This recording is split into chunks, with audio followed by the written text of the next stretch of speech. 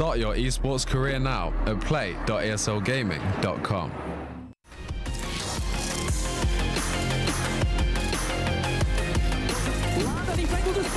Eliminates the forward, and the distance is shot. Oh, there we go. Finally stays. Once again, that man on the smoke. Pretty quick Stiz gets one. Can he be finished off? Yes, he can. And Team Secret will be your ESL Rainbow Six Premiership champions.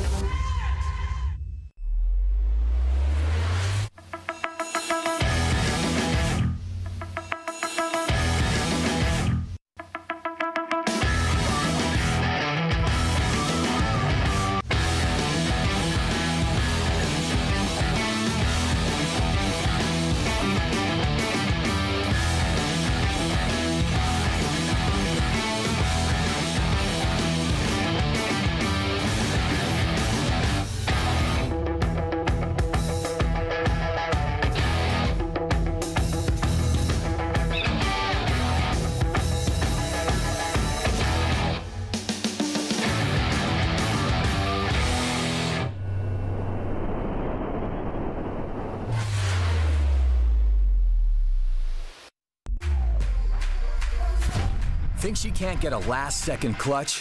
Watch this. Think he can't carry his team while streaming in high resolution?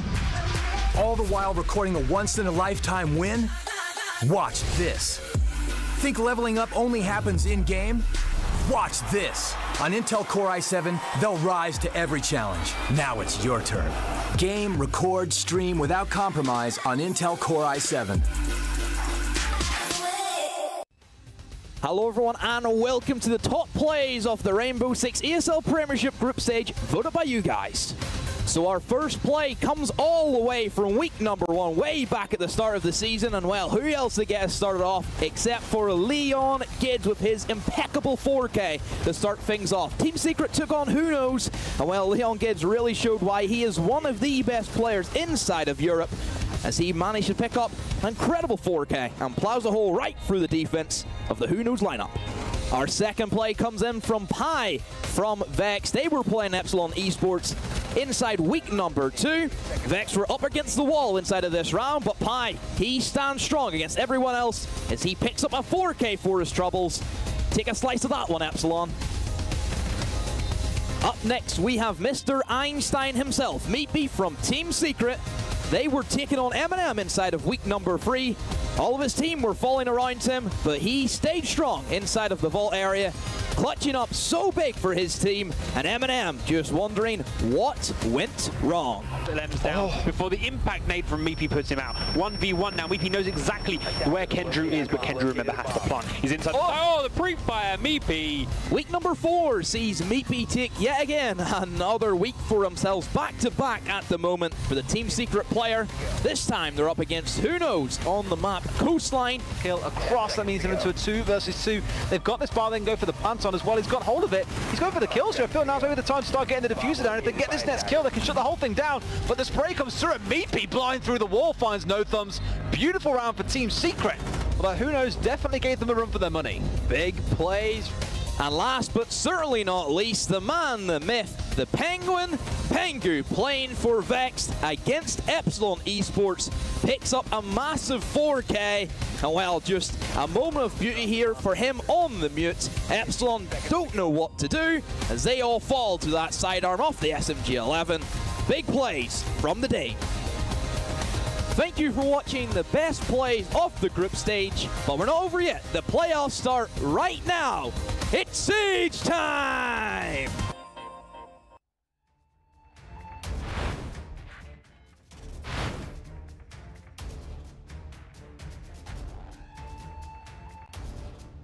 Hello everyone and welcome to the ESL Premiership for Rainbow Six Siege. Well, we have had quite the rundown, as we have had all 6 weeks already being played, and we still have our playoffs to go. Of course, here for the ESL Premiership, we are powered by Intel, as they are our main sponsors for this season. So, it is going to be me once again here, as I have been, I think, missed only 1 week this season, but I am here for the playoffs.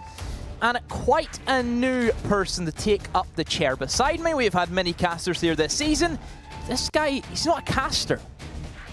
There's something about his hair that makes him just so well suited to be a caster. I'm pretty sure, chat, that you guys probably know who he is because he isn't actually that great. It's Leon Gids. Hello, Demo. Fun to be here tonight. There you go. I was about to say, if you're just going to give me a hello demo, nah, we're going to have problems tonight, Leon. Tonight. I'm here all night, baby. Might be a very short night for all we know. Yeah, who knows? Yeah, exactly. Who knows? Who knows? Who knows? Rain. But yes, this is going to be my partner for tonight. It's going to be Leon. This is going to be your first time casting. Of course, everybody here at ESL welcomes you with open arms, and we always need to get our weekly dose of Leon, don't we? Always need me. Every week. Every week. Every week. And of course, you guys are already qualified, so you can just sit back, relax, and see who you might be playing. Yeah, hopefully we get a good team to come out tonight. Both teams are good, but who knows? See who it is. Spicy. So, how about we take a look back to last week to see the schedule and how all of those games played out. And of course, last week was a bit of a weird one because we were scheduled for 4 matches. That was the final week of regular play. And we only had 1 game being played because we had 3 forfeits. And that was you guys versus M&M Leon. Yeah, that was a good match. It was a fun match, yeah. Oregon, ranked map. You're good at those. Yeah, that's my Right, playstyle. hero. Yeah, ranked CO.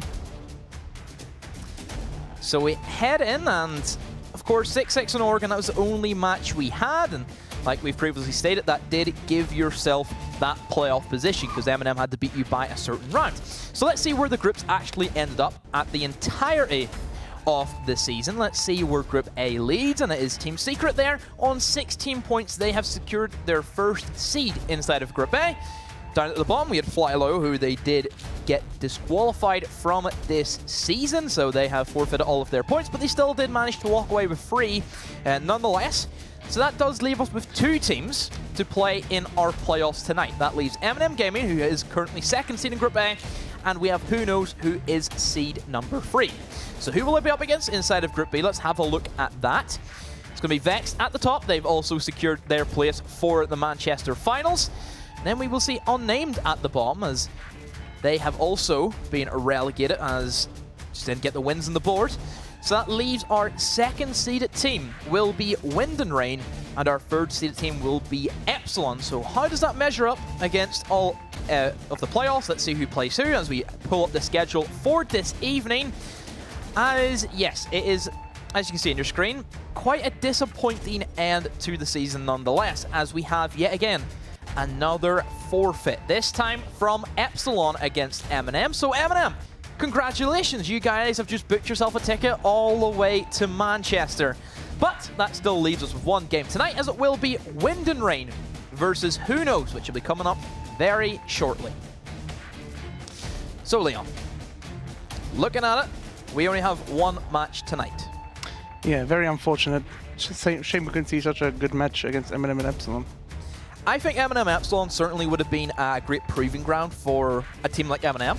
Yeah. I'm sure we could probably touch a little bit about M&M at the moment. You know, M&M, they are soaring high inside Challenger League.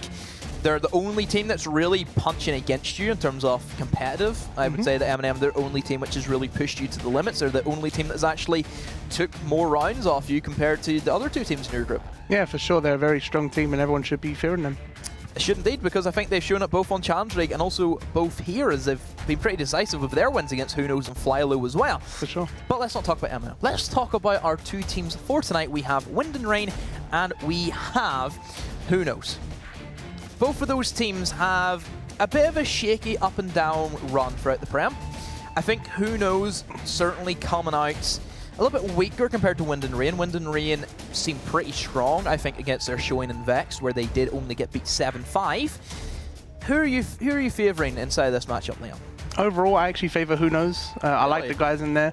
Although they've had a shaky start, it's been very unfortunate for them throughout the whole season. Obviously playing us and M&M, both strong teams, and then having to forfeit against Fly Low.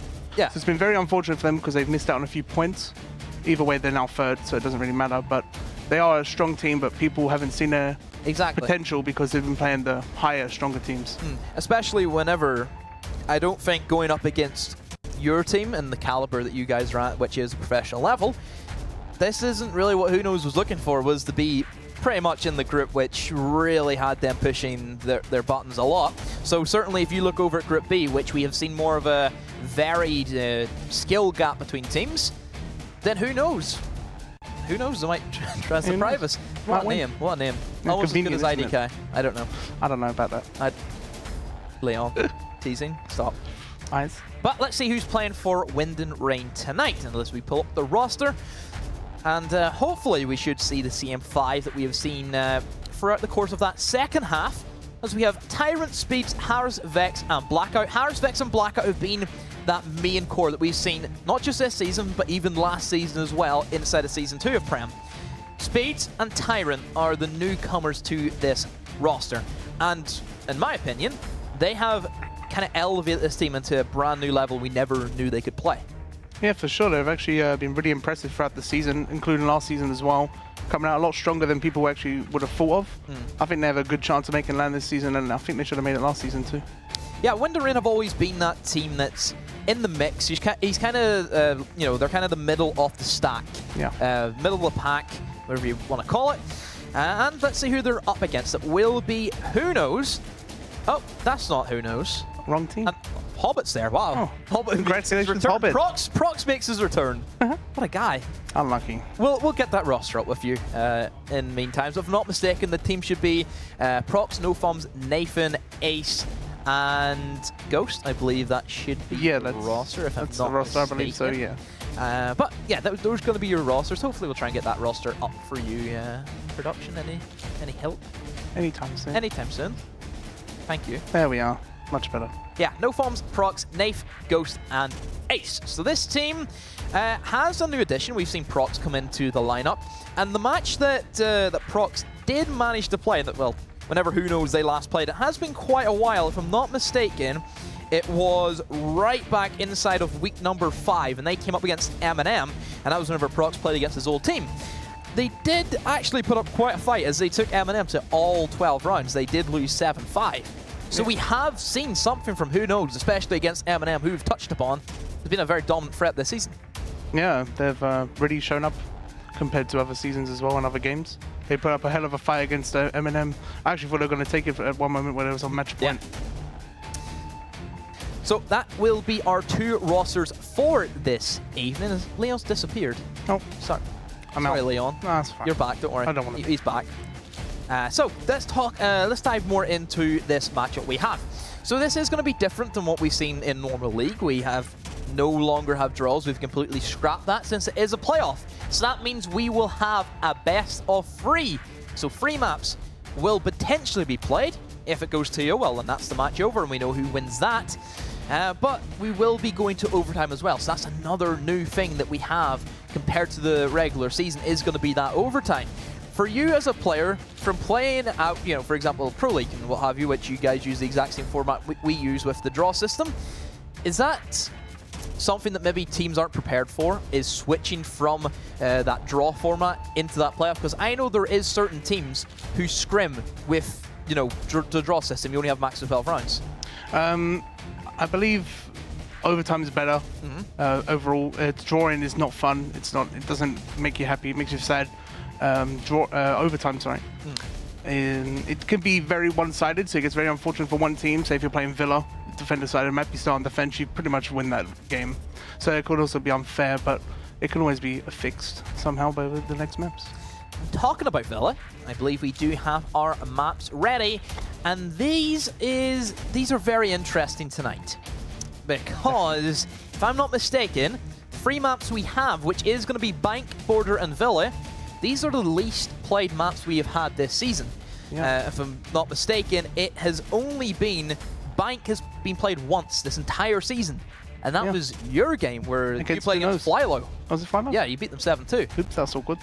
So that was the only time we've seen Bank. We've seen Villa only twice. That was Secret versus Eminem, where you beat Eminem. And then also Vex versus War, which is probably one of the games of the season I think we've had. Yeah, great game. And then we've only had 2 borders.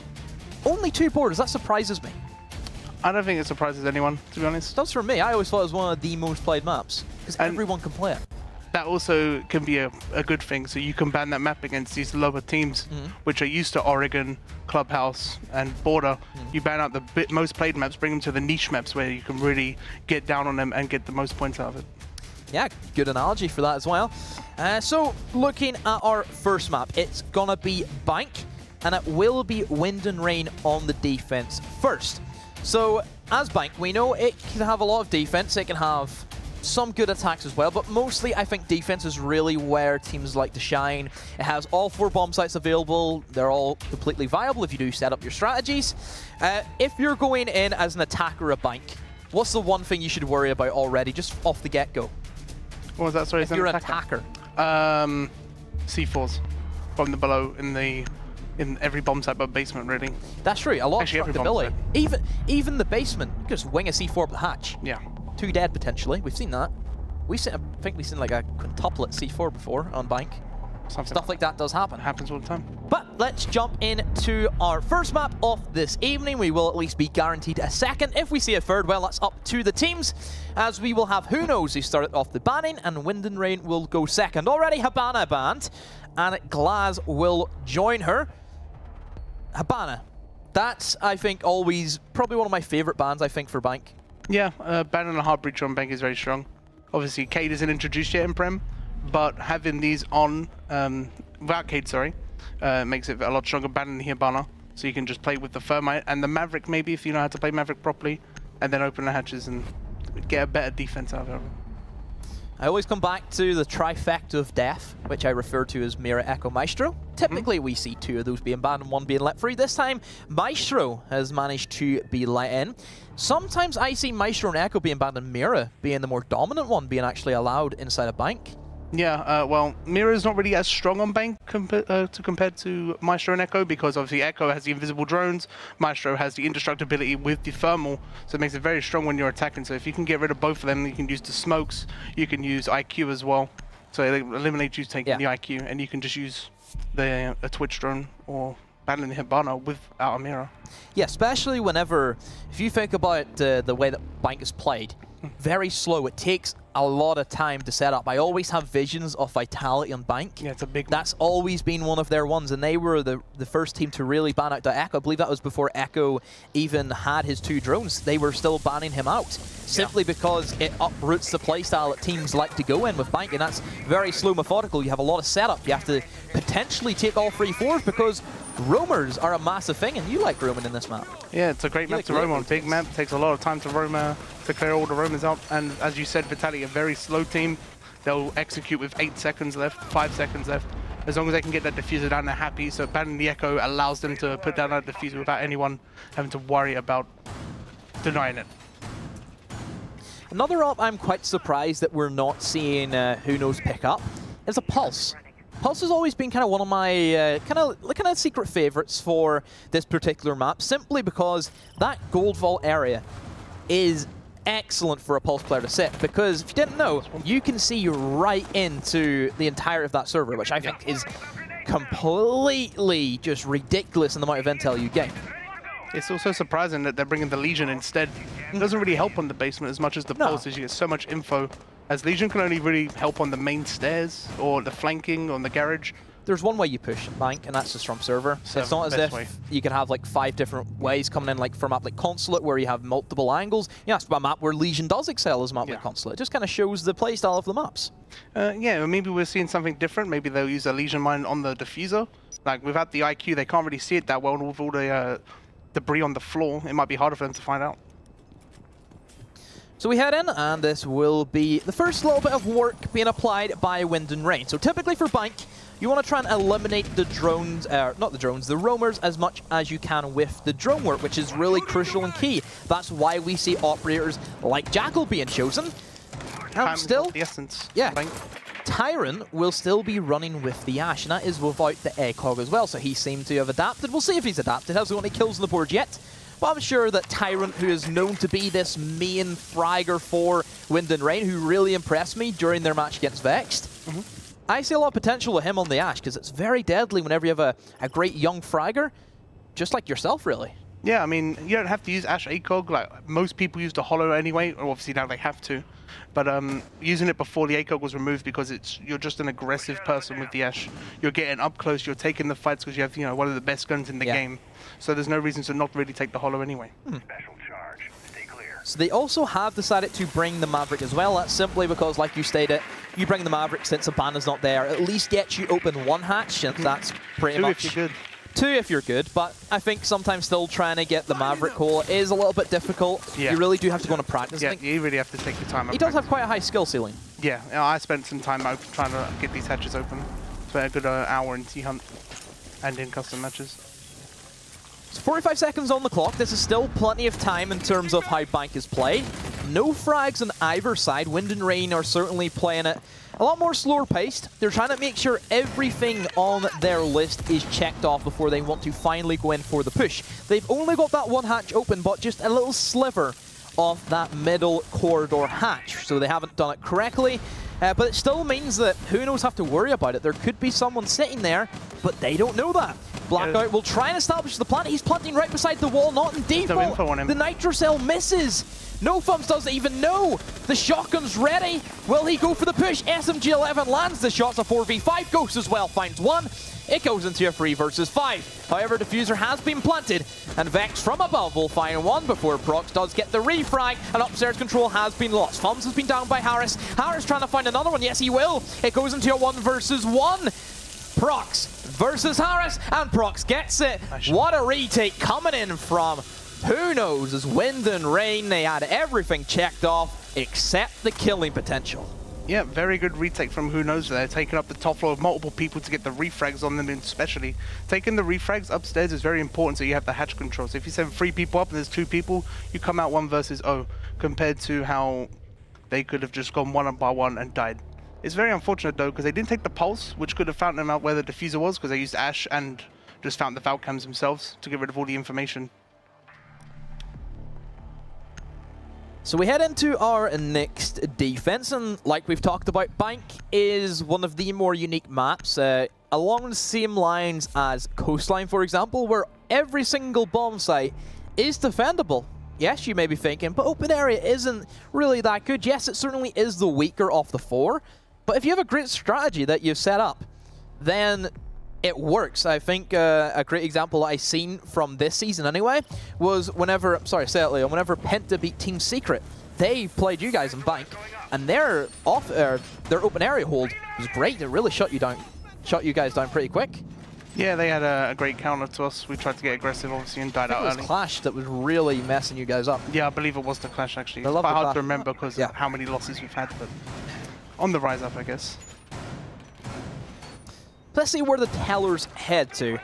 More than likely, we're expecting to see an upstairs hold. They're bringing Castle Barricades. That kind of tells me anyway that, yes, they're going to try and hold upstairs. They have reinforcements. No Mira, like we know about. Mira certainly would have been a good addition, as he can kind of play the top floor like as if it was a top floor defense in this circumstance.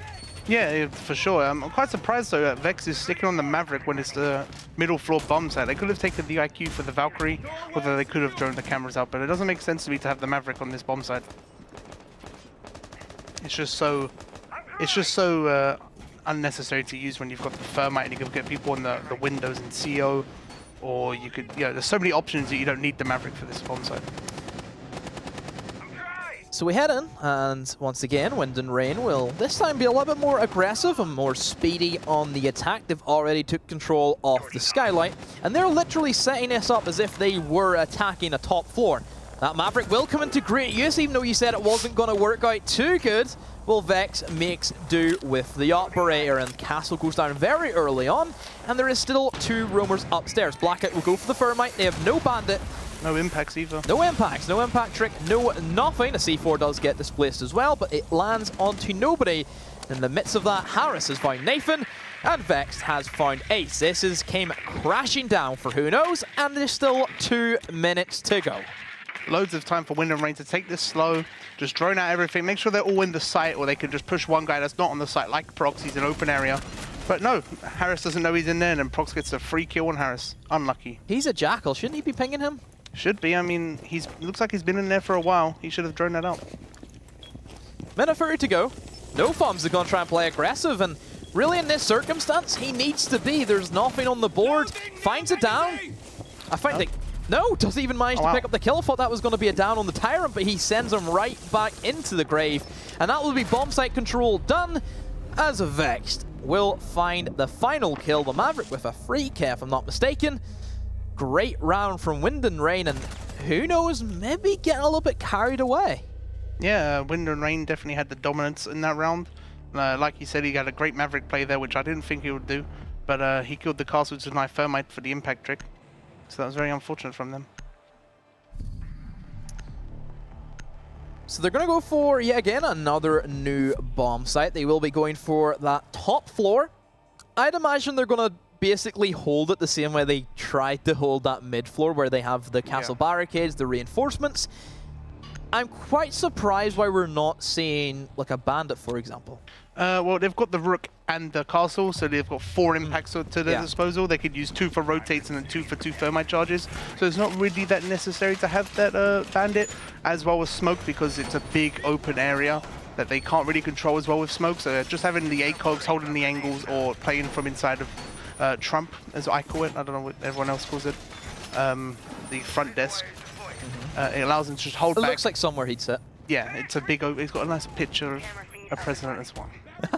It is an American bank at the end of the day. Yeah, exactly. Got to represent. Another question where I'd like to get your opinion on is, Maestro has been let through this matchup, but who knows isn't bringing it. Sometimes I find that weird, that whenever there's an operator available, who we know is very strong and dominant, why aren't you bringing him? Preference, maybe? They've got the Doc and the Rook, so maybe it's just an ACOG preference, but I do think Maestro has such a strong ability compared to just one bulletproof camera from Doc. He could put 1 by lobby, he could put 1 in Skylight, he could deny thermite charge, and he could look in lobby and get the info to see where they're pushing, or maybe just help out with the team.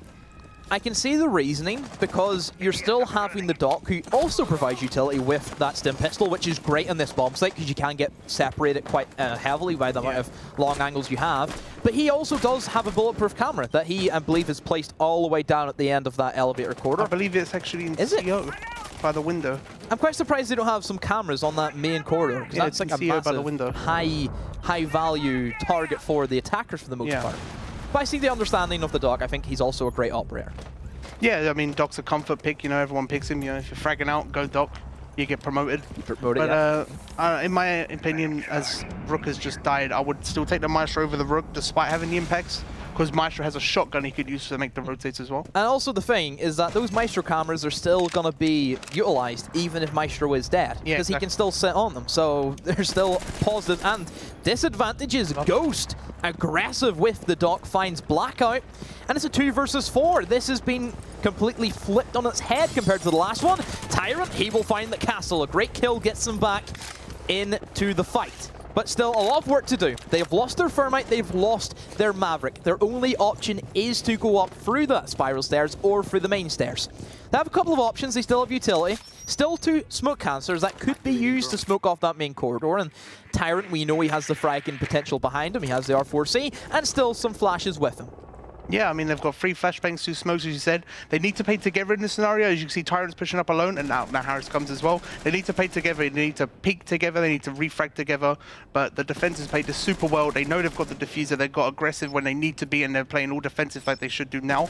Just playing the advantage, playing for trades and crossfires is the strongest way to hold the defense right now.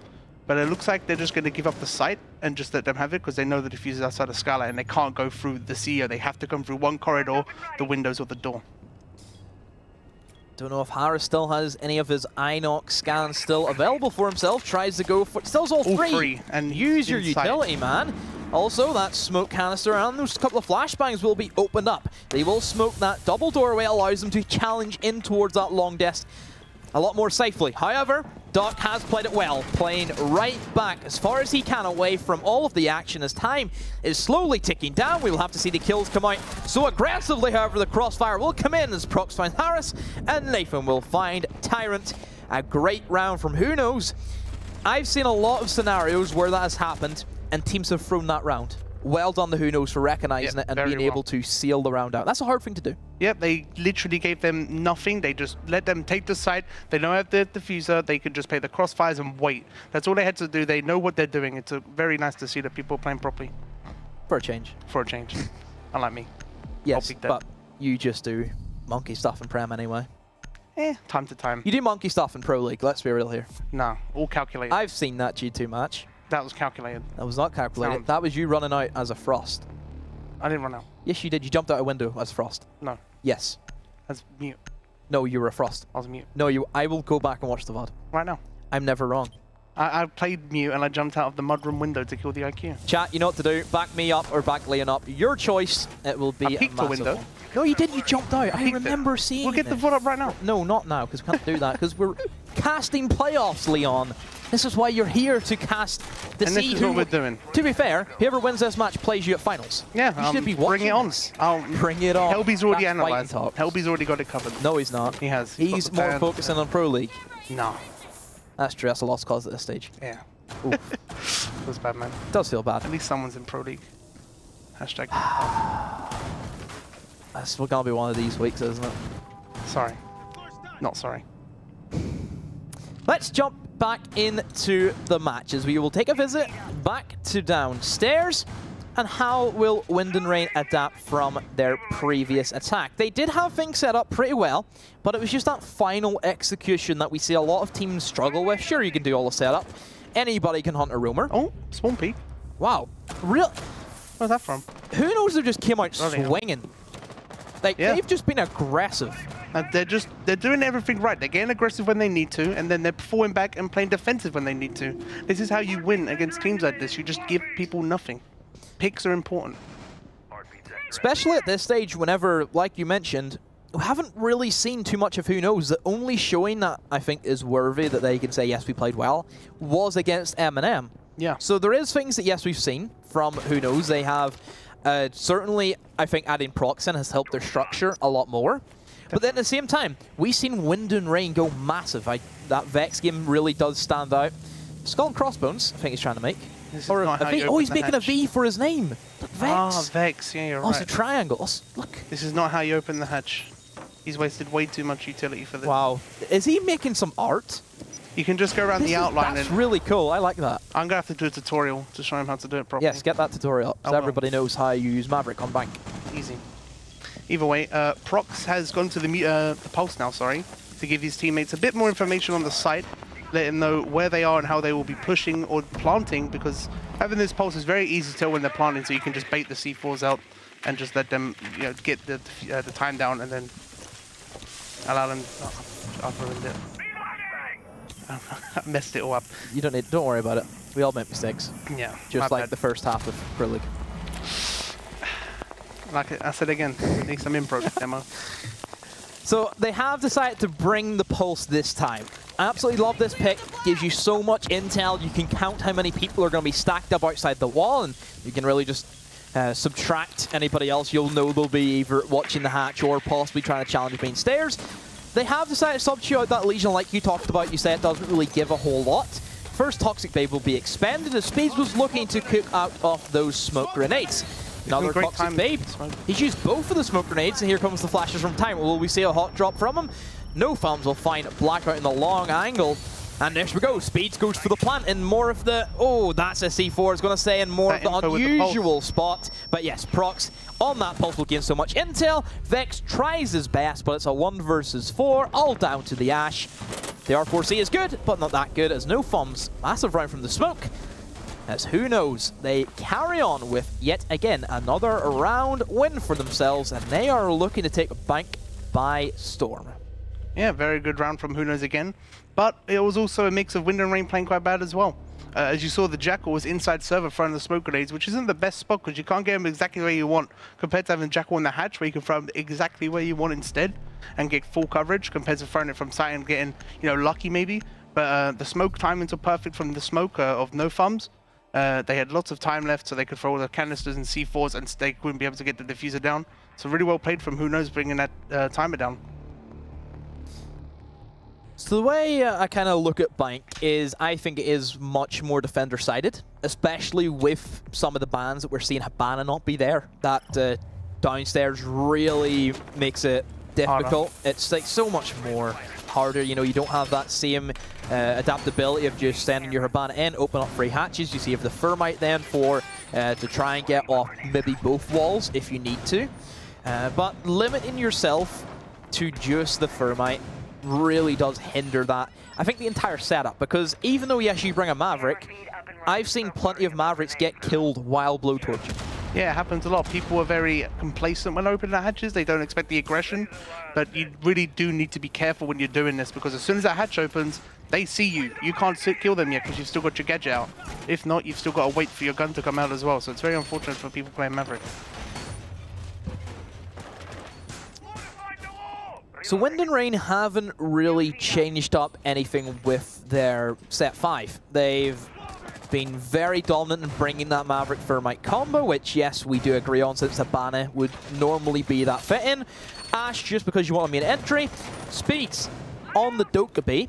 Haven't really seen that to do much impact, to say the least, which I'm surprised about. Maybe might work against the Vigil, though. It could work against the Vigil, but again, Jackal could work great against the Vigil as well, right? Because you can see their footprints for a minute and a half before it disappears. So this Vigil could have been running around anyway, and they could have got some free info from that Jackal instead of the Dokkaebi. Maverick will be used to make a line, just head height, but wow, Prox with that C4.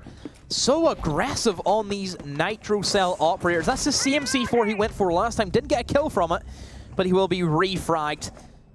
As Ghost still is just hiding away inside of that Janitors, and the longer he stays alive, the more time he wastes for Wind and Rain. That's the main thing about a roamer.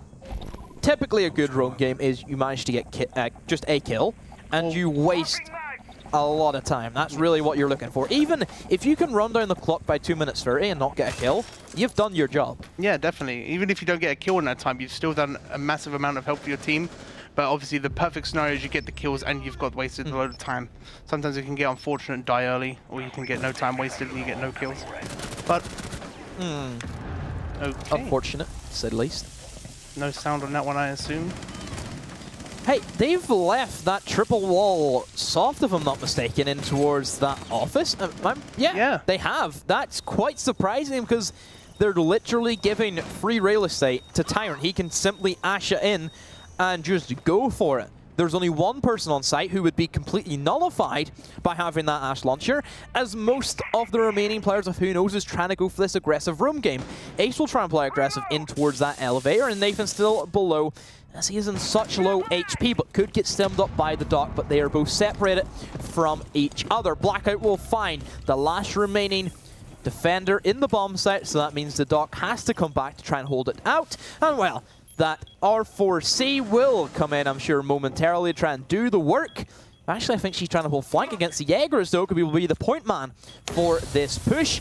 Smoke grenade goes in, but not a good one, as Ace can still see a sliver as the Dokkaebi phone call will come in, and there we go. He sees the outline off the Dokkaebi, and speeds will fall. Blackout, however, has managed to squirm his way in, and will go for the defuse. Tyrant just barely misses the headshot through the smoke. Nathan will begin his rotate up throughout the levels of the bomb, as Ace will just hold on as much as he can. He's already downed onto the Thermite, so it's down to Tyrant inside of a 1 versus 2. Diffuser has been planted. What a punch hole from Nathan. He eliminates Tyrant. Who knows? Even more so of a dominating round. Another retake from them as they lead 4 rounds to 1. Very impressive retake there. Very surprising as well as if they got that. It looked like they had lack of drone information on that last guy as well, as Tyrant was panicking. You could see him flicking one way, flicking another, trying to cover all the angles while he was trying to plant, but it just didn't work out for them in the end. Very unfortunate there. So this will be our final round of this split, should I say, for Who Knows. They will be then offering their attacking services to Bank rather than defending it. I think that's going to be a big ask from Who Knows whenever they do switch on towards that attack, simply because attacking Bank whenever you are already up sometimes does put a lot of pressure, because you know straight away, yes, we have a good lead. You're up 5-1, for example. But attacks are so much more harder, like we've already stated. For you as a player, if you're leading, and then you know you switch to a weaker side, can that sometimes kind of play into the mentality factor? Personally, we don't do that. We know we can play our best on each side, so we just play. But for a less organized team, like Who Knows, compared to Wind and Rain, they might struggle on the attack because they might not have set strats. We don't even know. They might not even scrim. We're not really sure about that one. Whereas Wind and Rain, they look like a set team. They scrim, and they've got the organization as well, so it helps out. And it really makes it look like it should be going better for them on the attack, but it's not really going that well. But maybe they can bring it back on the defense and show their stronger side, and make sure that they can get the 5 defense wins if they lose this round. Or 6, sorry. And also just keep in mind, this is only our first map of this evening, and this has been Wind and Rain's pick as well, you have to keep in mind. Wind and Rain, out of the 3 maps they were left with, which was Border, Villa, or Bank, they chose Bank first. Yep, like I said earlier, it's a niche map. The reason I might have picked that is because they might want to pour off a fast one on Who Knows, because it's a less, it's a very structured map. Yeah. And they have to play structured, but it looks like they're just taking it into full control of Wind and Rain here and just tearing them apart. I still imagine whenever we do see our next map, which will be Border, I think Wind and Rain will have much more of a chance going into that, simply because I think they have more experience playing that. And the last time Who Knows they played on Border, they got 7-1 by M&M. So that's also something you have to keep in account, that they didn't perform as well as what other teams have been doing on Border, even though it has been a very small amount of maps being played on Border anyway. We do got to remember, M&M, very strong team, very fair team, so obviously they're going to do better than other teams themselves.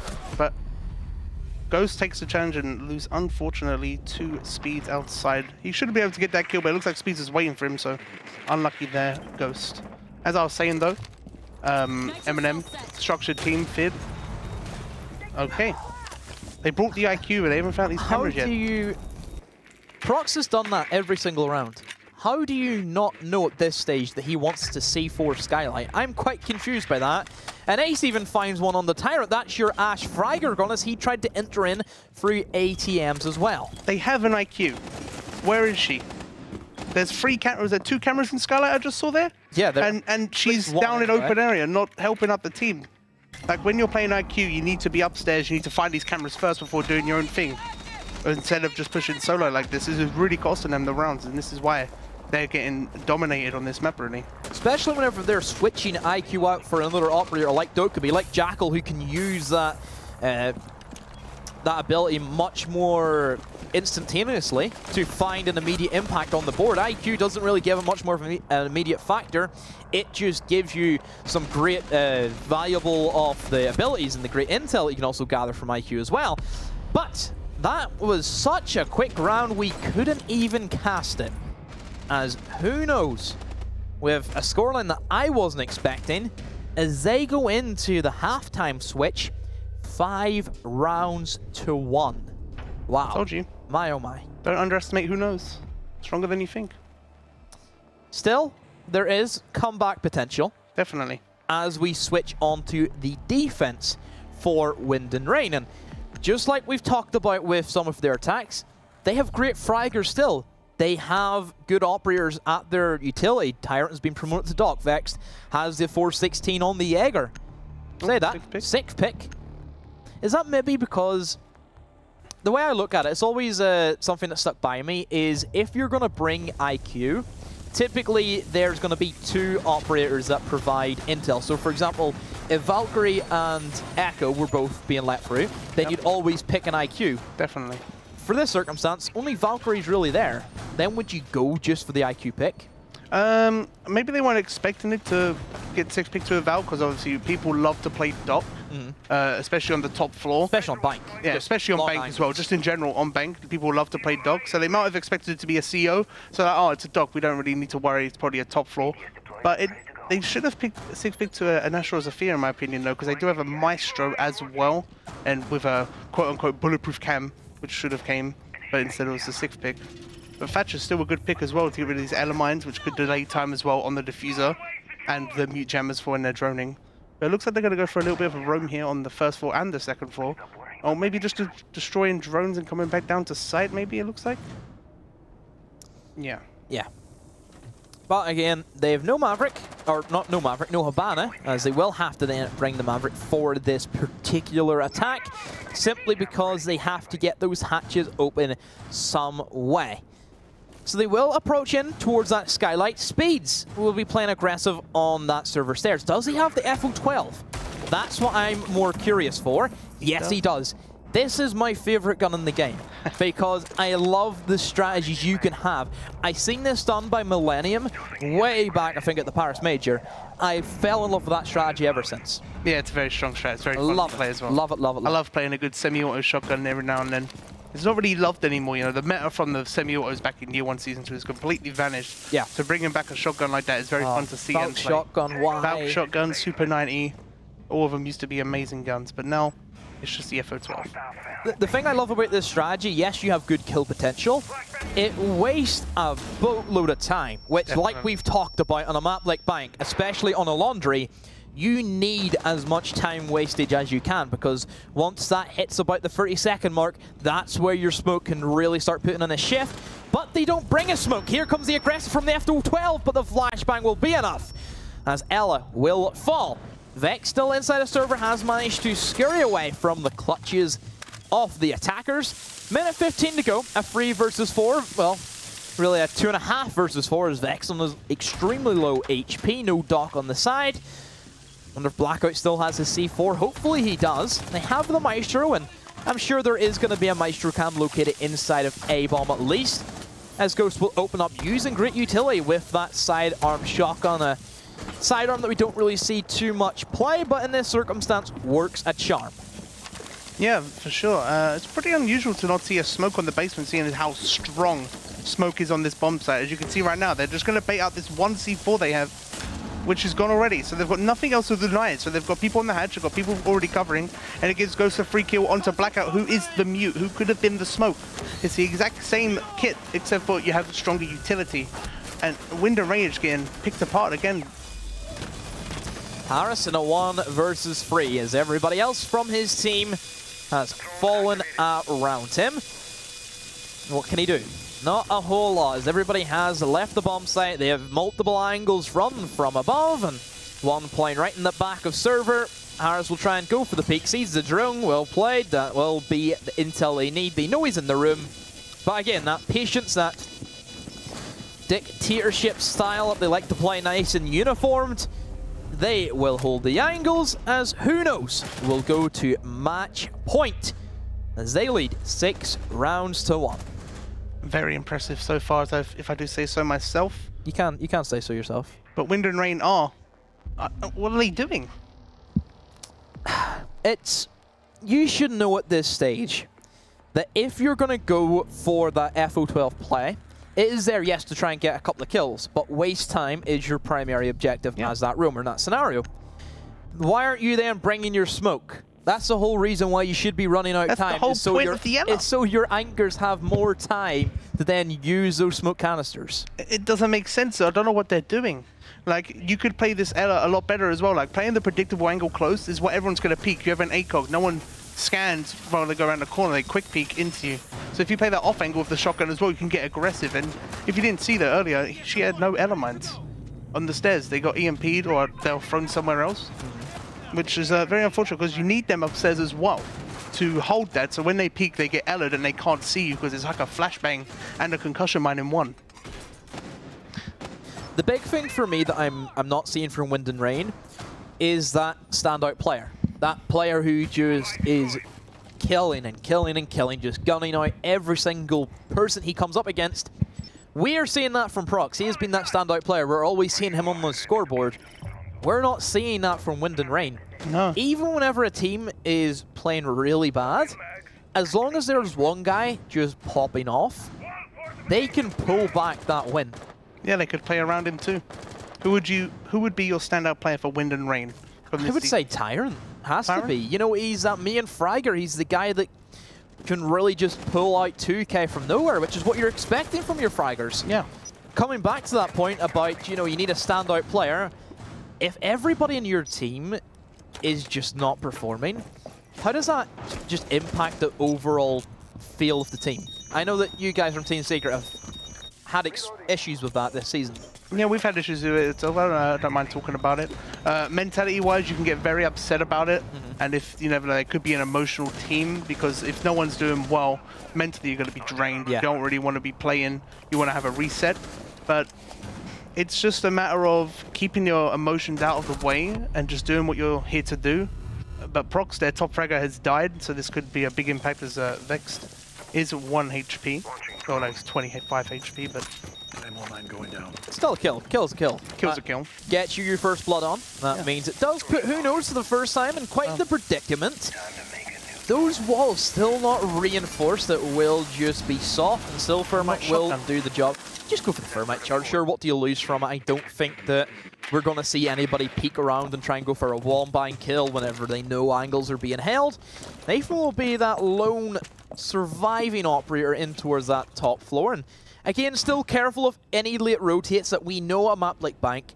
It's filled with that. You can simply see, I'm sure Vex at any moment could just sprint upstairs and then try and play aggressive with the hatches that have been opened up for him.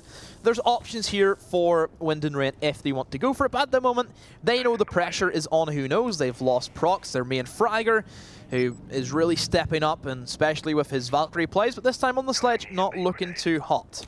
Definitely not, but there's no one actually holding the main stairs, which could give them an easy flank right now.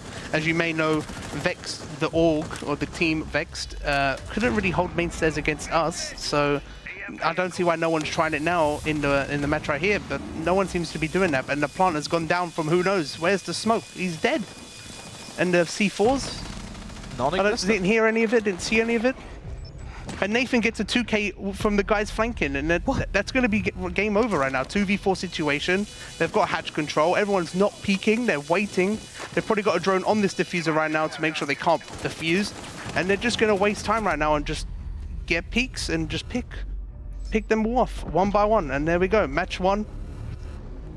Who Knows? 7-1. Wow. My, oh my. There's no way would this have ever been the expected outcome.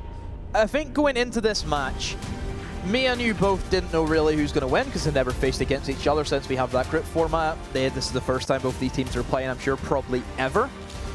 And going into it, we're very unsure. We haven't, I think, out of those 3 maps we've seen, we've only seen Who Knows play Border. That's the only map that we've actually seen them play out of this map pool that we are playing tonight. Yeah. We've seen no Bank from either team. We've seen no Villa from either. We've seen Villa as well, should I say, from Wind and Rain as well, which will be the decider map if we get to that. But still, Bank was certainly the wild card, and Wind and Rain picking that map and then losing it. It's going to hurt them. That's really where you have to think about, okay, where do we bounce back? Yeah, picking the map. Normally, the map you pick, you tend to lose actually, and then you win the other map. So we don't know. Sorry, Wind and Rain could just pull back, the mental reset, just come back and win the next map, and then obviously win the map after that, which we could see. But at the moment, Who Knows is just looking dominant. I don't really know what to say. I think Prox has really stepped up. He wants to try and punch his ticket to Manchester. He really wants to try and get back and maybe. Well, first of all, have to get back for you, but maybe then try and go for a Who Knows M&M final if that could be the expected outcome. We don't know, really. It could be at this anywhere. point, who knows? Who knows, exactly. I don't know. I don't know. That's not a team anymore, Leon. You have to start. You have to stop hanging on to that 1 trophy win. You have to stop hanging on. Or 2. Oh yeah, well done. You won Prem. Good stuff. Still a win. Still a win. But yeah, let's looking at Bank. I thought it was great patience and structure coming in from Who Knows. That, I believe, the second round where they did defend. No, I think it was the third round where they defended at the top floor, where their patience was key. That was a big round that stood out for me. Definitely on that CEO defense where they're just holding, and they're taking the crossfires. They're not getting aggressive when they don't need to, as we could see on the CEO defense. You know, they're just doing everything perfectly. They get aggressive when they need to, they fall back when they need to, and they're just playing like a team. You know? Yeah. Compared to Wind and Rain, they're not playing as a team. They're just peaking and dying with Wind and Rain right now. And there's one thing that works great for Who Knows, and one thing that works really bad against Wind and Rain is the morale. is that snowball factor where we've seen teams just absolutely steamroll. G2, for example, and any time they play a best of 5. Once they take that first map, they will just steamroll over anybody else they can. I think something similar may happen with Who Knows, because they're a new team. They're going to be ready for the fight. They now have the ambition that they can go and win this match. That's terrifying for Wind and Rain, who, like we know, are not the most experienced team in terms of somebody else in, or other teams in the level of competition. So for them, they really need to get their heads out of the ground and stand up and really fight for this. Yeah, maybe it's pressure. Maybe they, Who Knows, no, they've got nothing to lose. If they don't win, they don't make land. It's whatever. But Wind and Rain, maybe they're feeling the pressure. They should know that they're the better team. They're the favorites, yeah. Yeah, they're the favorites to win this match, but they're not showing that right now. Maybe because of the pressure. Everyone's like, you can do this, good job, you know, you're the favorites. Yeah. And it really does get to people. I don't know what it has been about just this entire, I think since around Season 8, for some reason, the scariest teams to play against are the teams which have nothing to lose. It's because they play like they have nothing to lose as well. It's no pressure. It's really strange. Like, I think a big thing for me to come back to is Trust Gaming versus Team Liquid. Yeah. Whenever Trust Gaming beat Team Liquid, no one would ever have given them a hope to beat former Pro League champions, and yet they just played it and they won. It was, you know, I think we've seen a recurring theme from other teams as well throughout this season. It's quite a phenomenon, to say the least. Yeah, as I always say, if you're going to play like a playstyle in scrims, you should always do it in game. Otherwise, there's no point in practicing what you're doing, because you won't make these risky plays, you won't help your team. You know, you might not make these callouts, and it could be a big impact on the team, your playstyle. You know, you could maybe get a pick from being aggressive, and then you fall back, and you might not do that in a real match because you're scared. And that's what a big factor is in losing these matches, is being scared. So we leave Bank, as Who Knows did win that 7 rounds to 1, and then we look and we head in towards Border. Much more of, I would say, a comfortable map for both teams in this scenario. Everybody can play Border, and the play styles of Bank and Border are very different. Bank, we know, being much more of the slow, methodical map. Border, wow, as fast action as you can get. Very loose, very aggressive. Everything you could expect from this, and this could be the perfect map for Wind and Rain to take. Yeah. Looses them up, and it makes it kind of predictable in a way for Who Knows against Wind and Rain, because they might know they're going to get aggressive. You know, there's quite default strats now on Border. It's very laid out, kind of like Oregon. You can't really change up anything anymore on that map. So you just have to do what you normally do, and then you could just play against that. Yeah, a big thing about Border for me is some of the bomb sites. Yeah. Because we know, yes, Armory and the Ventilation Room are the two most picked bomb sites. And then you look at Customs, and then you look at Bathroom Tellers. For a part of me, for a long time, I always thought the Bathroom Tellers and Customs was just an automatic loss as a defender. It's just too impossible, especially with the bans where Mira was never allowed to get free on Border. But now all of a sudden, I've seen some more Customs, I've seen more bathrooms, and they actually look really strong for a lot of teams. You can only hold these two bomb sites really in one way. Yeah. And that's obviously for Tellers, you hold above and you extend. Whereas Customs as well, you hold above, but you also put one person by server. And then obviously there's very easy ways to attack these as well, but I feel like teams aren't doing that as much, you know? Like, you could just go into a custom game, get the setup, and then just go, okay, if we push this, we could do this, you know? But people don't, I don't think people actually look into this stuff, because we did that against Vitality. We looked at their setup, and we perfectly counter-stratted it for our match against them, and we won because of it. So let's head into our possible final map of this evening. It will be Border. Who Knows will be on, I believe, the attack, and Wind and Rain will then be on the defense, as we will see that Glass ban come into effect. And this one, I'm not surprised by, as the Glass. No, that's that was Wind and Rain's ban last map as well. It seems like they really don't like this Glass. No, I think looking at Glass, in the way that he can combo with other operators, like for example, maybe if he only had 2 smoke canisters, and some of the other operators didn't bring too much to the table. Like for example, if you gave what's a pretty, you know, bad operator? Finka. Let's say you give Finka smokes. Finka was the only other operator with smokes. Yeah. Not really that good at Glass, because then he only really has 2, because you're not going to bring a Finka. But whenever there's operators like Jackal, like Doka be available, who are so strong as well in their own right, and also carry those smoke canisters, then that's what makes Glass a threat, because then you have this trio of death coming at you that you just cannot stop.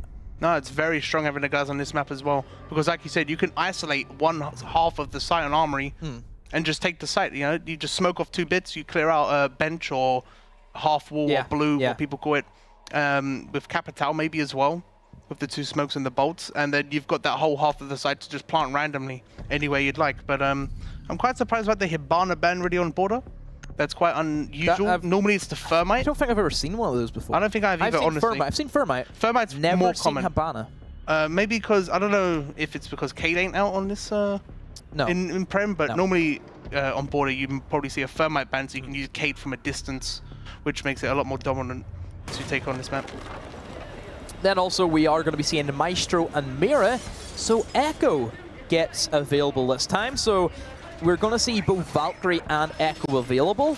So if you're looking as an attacker, yeah, you're more likely going to bring your IQ every single round. Because if you don't, you'll probably pay for it. Yet Wind and Rain have brought neither. Yeah, it's very unusual to not bring an Echo or a Valkyrie. Especially, what is it? It's the first floor bomb size as well, which could be so strong. Echo's really good. Yeah, you put an Echo drone upstairs. You can put the Echo drone in the Leon spot. Exactly, the Leon spot now. That's what people call it. Yeah. I like that. I don't think anybody used it until you used it. So, yeah, it's your spot. I claim that. Like, it's mine. Nobody played Chalet on that double window before K9 played it. True. K9. Yeah, I suppose. Either way, like you said, taking a Valkyrie or an Echo on this site is so strong. You put a Valcam upstairs, you've got the C4 as well. You sit on that camera, wait for him to walk past, boom, dead. It's a free kill only all the time. Or you take the Echo and you put a drone upstairs and you come and retake with the Echo. You said 2 people up the main stairs and you retake with your 2 strongest guns, and then you Echo drone them, and it's pretty much a free retake if you play it well.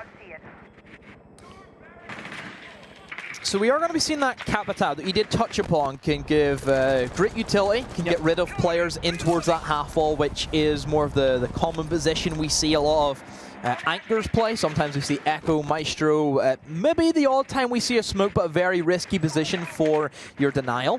Yeah. And then also the fact that he can also be comboed with a glass, and even still just the smoke arrows on its own cannot be eaten up by an ADS, which is another big thing really going for Capital on border. A lot of advantages for the Brazilian operator. May I say, if Capital was in his buffed state, he would be a must ban on this map. The way Capital was in his buff state was so strong that you could just take everything here. You could put 1 bullet hole below the floor on Armory, shoot a firebolt, and that's your Armory control. You do it in office, you know, shoot it above, you've got your office control. It's insane how strong he could have potentially been, and I'm glad that they've pulled back and they're going to look at it again, because otherwise it would be way too strong for this map. So they have took upstairs control, so they can start rotating in and trying to use some of that destructibility factor, but no, they have lost procs in the gunfire, so they don't have the sledge. Of course, like we've talked about, Capital could have used some of that utility to try and take upstairs control, but there was no presence being held by Wind and Rain. They've decided to play much more relaxed, much more loose, as we'll see a 2-man rover flank. No Thumbs is inside of B, and Vex will see the IQ and will find the kill. However, Diffuser has been planted at 2 versus 4. This is going to be cutting it close, as Ghost will be left inside of a 1 versus 4. And really from this stage, you would imagine Wind and Rain have the manpower. They will be able to outgun everybody who tries to go for it. Great peek from Tyrant. Ghost falls. And well, an easy cleanup from Wind and Rain. They played it loose, they played it relaxed, and they had the retake available. Very unfortunate for the IQ upstairs on the timing, obviously running away and then getting spotted by the Jaeger upstairs, sorry. Whereas when you're doing this attack, the vent hold, you should really leave one guy just outside on a drone and not be inside, so he can't find you as well. And just let them take it, and then when they're there, you shoot them. So then that doesn't allow them to kill the planter and allow you to just get the plant out and win the round. So we will head upstairs to that armory and lockers. This is going to be the second bomb site that we're expecting to see.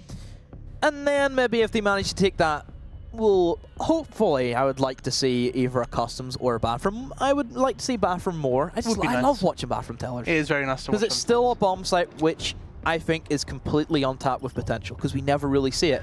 How often do you see teams snowball on defense? on border. Not a lot. It's very, very rare. We might see, yes, one customs or bathroom tellers, but mostly it is the customs being picked. But for the most part, we usually do see back and forth rounds on a map like Border.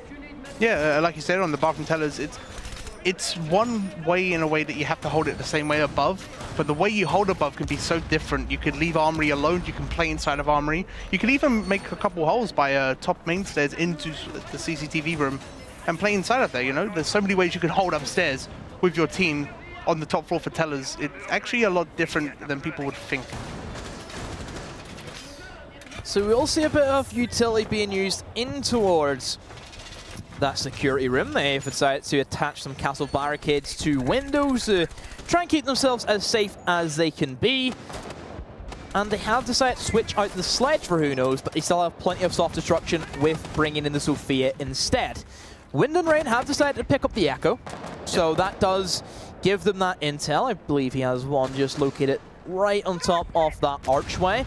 The other Echo drone, he could potentially use that as, yes, he is going to use that to help his roamers inside of security. That's a great play to go for, because not only does it give you intel, you can also then try and play aggressive off of that as a defender if you know someone has been Sonic Burst. Ace will find Vex, and Ghost will jump straight on in. But Castle has fled before being traded out by Tyrant. Actually, by Ace again, another kill for him. Tyrant, massive double kill. Great shot onto Ghost. Finally, Tyrant's starting to get a little bit of steam for himself, but still a 3 versus 3. 2 minutes to go. Yeah, a very clean take from Who Knows, despite obviously losing the 1-for-1 trades. They definitely did that very fast and very clean. Unluckily enough, the Wind and Rain didn't put the Echo Drone in Kitchen, which I think would have been a better option, so then they could play in there and Echo Drone as they peak. But a trade, again, from Prox with Tyrant, and Tyrant's really put a lot of influence on this round, taking out 3 people before dying, and there's 1 minute 30 left on the board with the Thermite and the Ash. Not really too much utility, and a lot of utility on defense. You've got the Echo, you've got the Smoke, and there's no IQ to find your drones anymore. So they could play this very well and very slow, and just use their utility to deny plants or deny pushes with the Smokes and the Echo combined. And just make sure they can't get into the site. But right now, Who Knows isn't playing this as they should. They should play together. Yeah. And the Echo could be on his drone as they push, so they could double kill the Smoke together and then push his Echo alone as well. But that's not what they're doing right now. They're just holding angles, waiting for them to peak, which they're not doing. And they're just pushing solo, which isn't what you should do really on this type of attack in a 2v2 situation. It's one thing I always come back to, and that is refrag potential. You need to play together as a team. If you're trying to take 1v2 fights, that will end in disaster. And there we go, the 1 versus 2 fight tried to come in. No Thumbs will win against Blackout, but it is going to be an Echo. He has that Yukai drone in position, will be able to stun that Thermite. As No Thumbs doesn't even know where the Echo drone is, and we'll try and go for his plant again. He could stick it, but again, that Yokai drone will be there as he sticks it again. But still, that active intel being brought out by that Echo drone, and the peek comes in from No Thumbs. The disorientation will be enough to send him looking the wrong way. Saris gets himself a freebie of a kill, and Wind and Rain, well, they carry on and they take another round. Pros don't fake. Yes, they do. Sometimes. To win the round, but either way, sticking that diffuser there would have been so much stronger because it would allow him to get closer instead of just peeking blindlessly in towards the Echo, which he had all the info on. But it's unfortunate, sorry, that he did that. And I've lost my words. I forgot what I was going to say. Just chill, you know? Just relax. What's I going to say? You tell me. What are we going to talk about? Let's talk about the next round. Okay. Customs. Alibi, Rook. Mm-hmm. Is this what you expected them? Well, no, I don't. I think I've seen Alibi in this bomb site, but not also comboed with the Rook. I've seen Rook in this site, and I've seen Alibi, but not together. An operator that I'm quite surprised that isn't being chosen is an operator like Mute. Yeah, or Bandit. Just anybody who can try and stop something. And especially, I like Mute specifically because that security room is going to be that gem in the strat. Yes, exactly, for Wind and Rain, is because if you lose top floor control, everything else falls after that, because you give up, of course, that soft destructibility, you give up the hatch. And the whole bomb site really of customs. Yeah, that one hatch literally nullifies anybody playing inside a B. It's insane.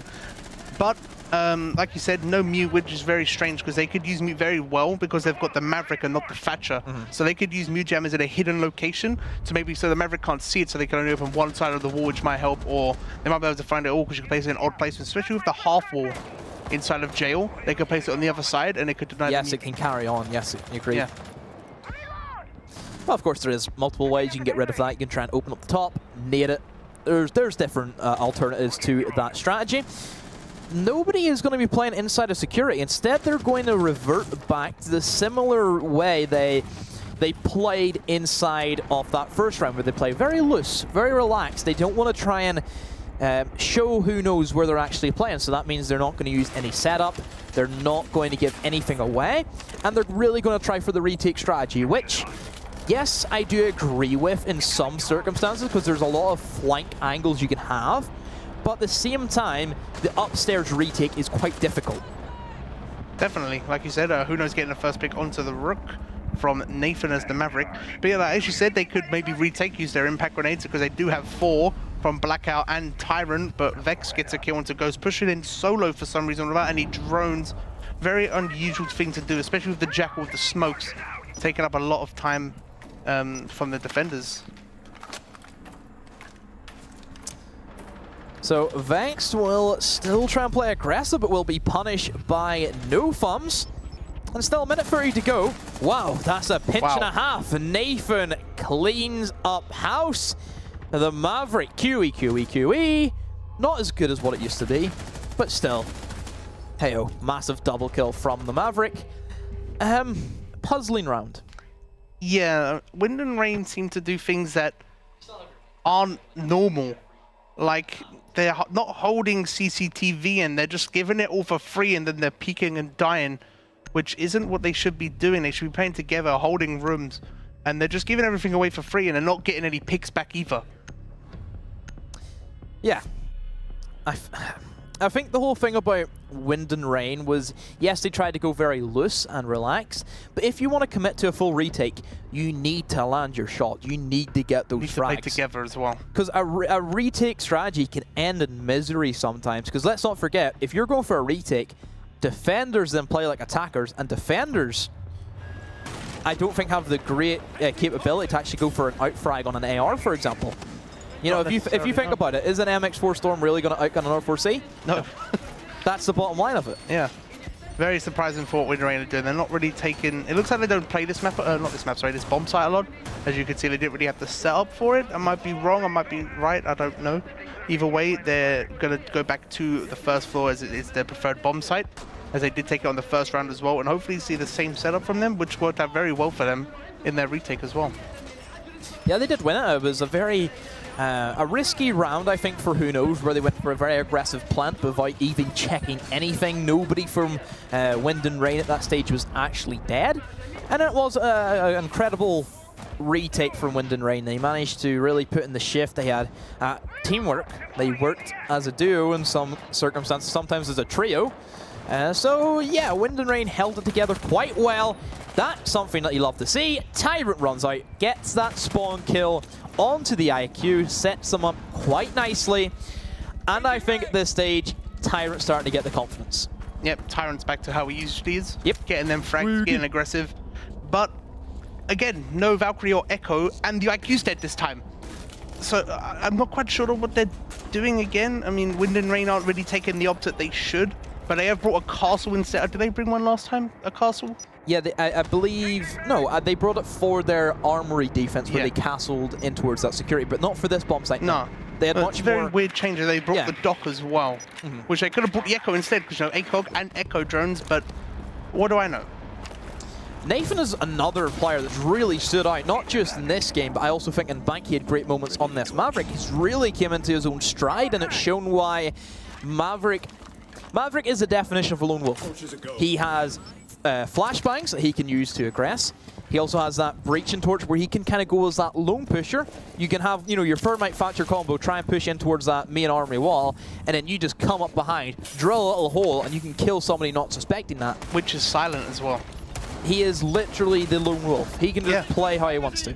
Yeah, I mean, it's working out perfectly for him as well, because he's just running around how he wants to, as you saw on the customs defense as well from Wind and Rain. They're all pushing it up top. Well, Nathan is inside of Passport or Checkers, however people like to call it, and he's just mavericking holes in the wall and killing people on sight, you know? And it's really catching Wind and Rain off guard, as you just saw there. He made another maverick hole, and he catched off the dock this time, which is just, it's really helping Who Knows getting these round wins. Despite their 1-2 down right now, that last Customs attack definitely was because of Nathan really stepping up his game with the maverick and the solo play, bringing on the big frags for the team. He also will use that blowtorch to try and get himself inside of that custom. So he's rotated all the way from that office right around to the other side of the map and is still using that utility to try and get him in somewhere else that more than likely Wind and Rain will not be ready.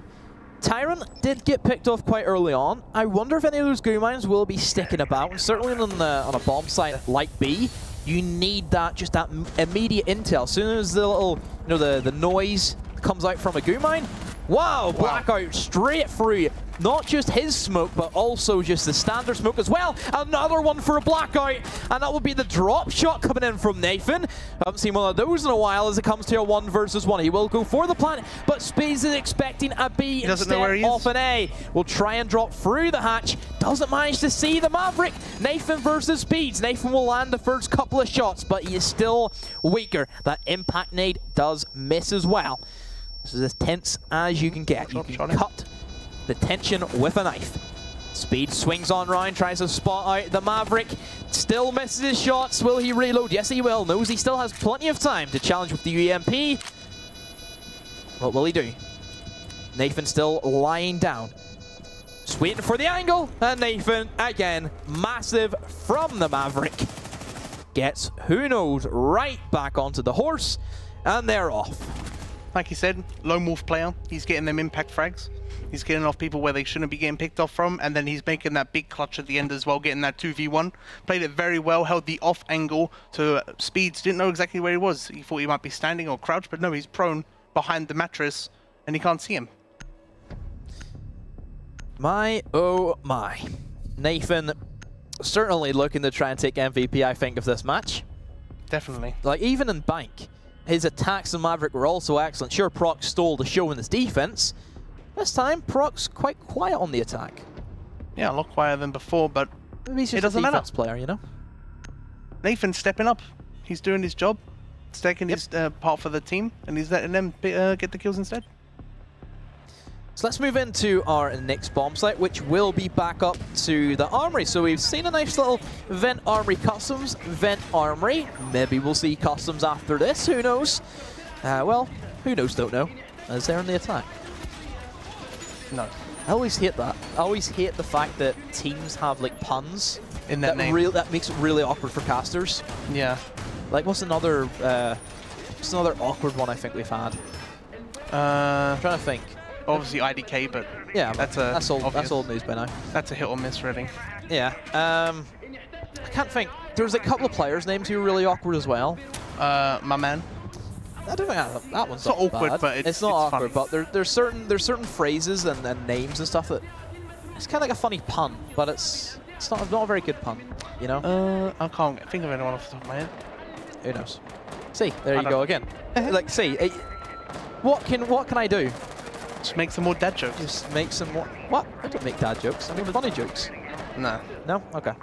Do we just call Wind and Rain Gareth? Don't just call them that as now on? Yeah, why not? Who knows joke? in Gareth? Was that a good joke? No. Alright then. I thought it was a good one. Thought not.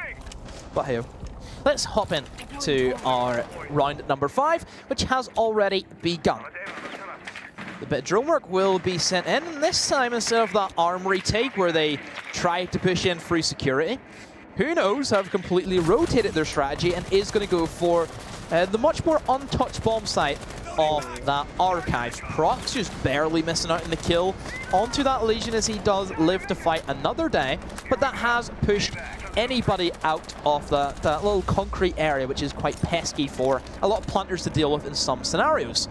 So they are set up quite well with this office take. What's the one thing that you think that Wind and Rain really need to do and start rotating their men towards to stop this happening? they need to take places where they're not. As you can just see now, the Echo Drone is going into security, and they're going to probably go take that, which give a big help to Vex right here, as they can't push him if they've got security control.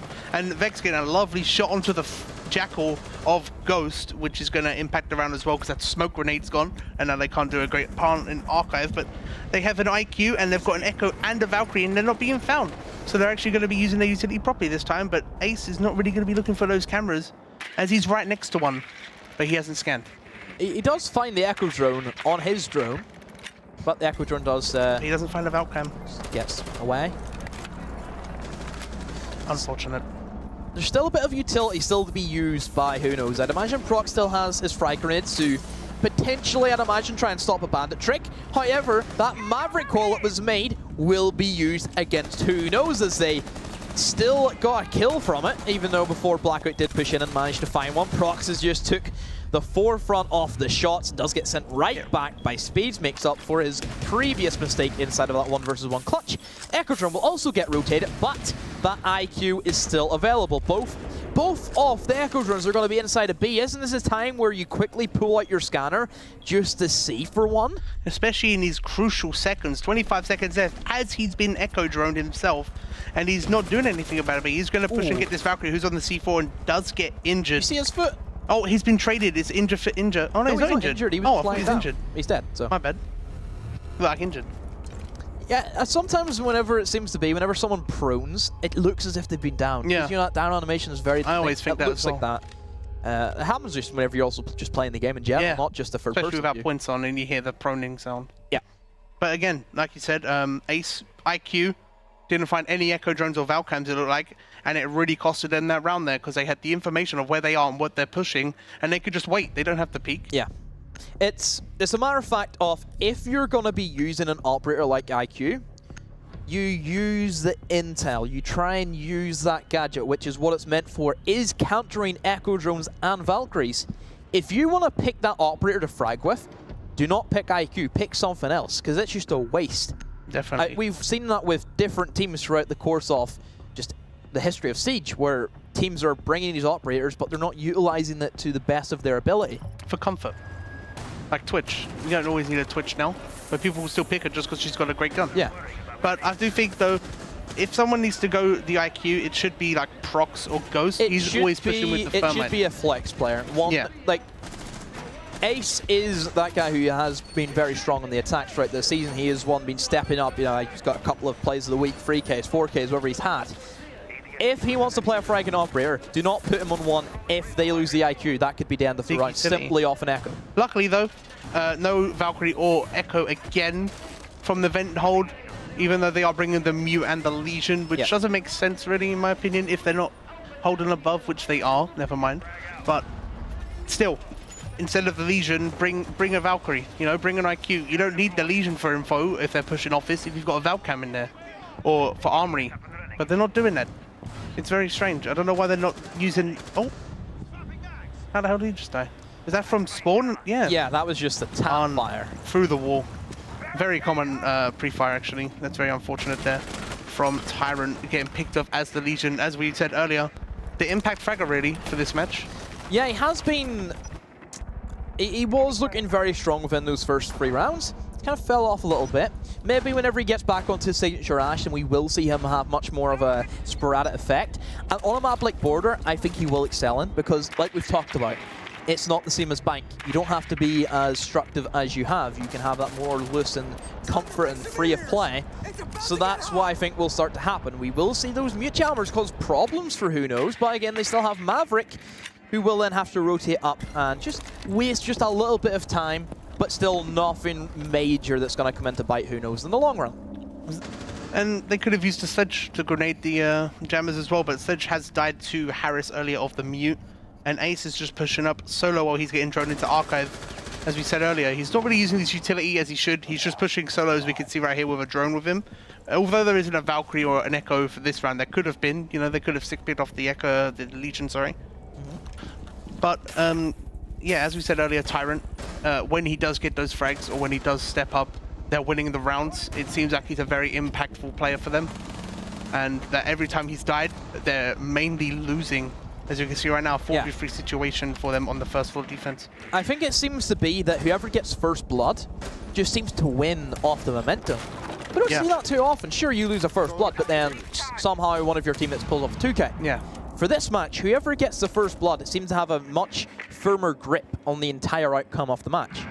What we're not really seeing from Wind and Rain is refrags. Yes, obviously he was spawn peaked this round. It's unfortunate, but Ace getting another kill, but no, look, he's alone. No one's there to refrag. They're really lacking on this refrag potential for the defense, which is so crucial as a defender. As if you're in a 4v3 situation, you could still win that as a defender if you're the free.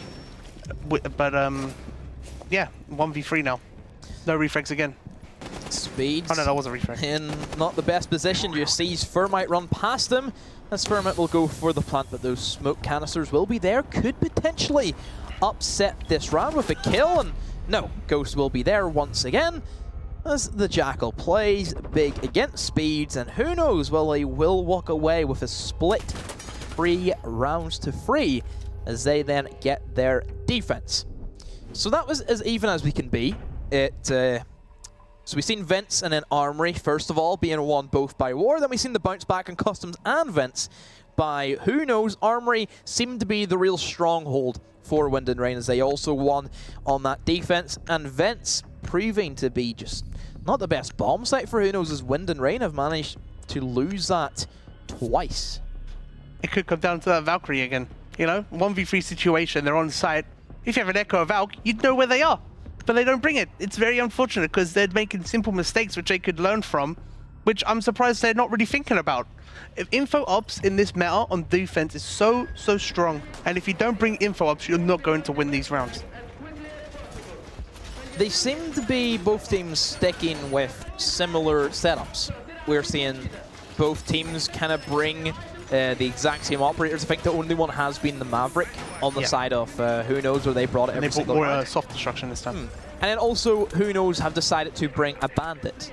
But still, you have Smoke, Jaeger, Legion, and Echo, who was all picked by Wind and Rain. So both teams are very evenly matched, like we're expecting to see. But who will be victorious as we come into this next half? Keep in mind, we still have overtime active. So if it does get to 6-6, then we will have our standard next 3 rounds to see who will determine and become the winner. If it is who knows, they will win 2-0 on the night and they will go straight to LAN. If not, we will have a 3rd map, which will be Villa in that scenario. Yeah, personally, if you win 3-3 on your attacks, on most maps, because they're defender side now, you've personally won that half of the map, really. Although it is 3-3 and it's equal, you could easily just go and win 4 defenses just because of how easy it is to defend nowadays, especially when you bring the info ups like the Legion and the Echo combined. Putting some Mugu mines one side with the Echo drones on the other, and you just a nice side. You can't take anything without the IQ or good drone info. Who knows could potentially be up right now if they did use that utility. You imagine if IQ actually managed to stop those Echo drones on that Thermite trying to go for the plant inside of that Armory?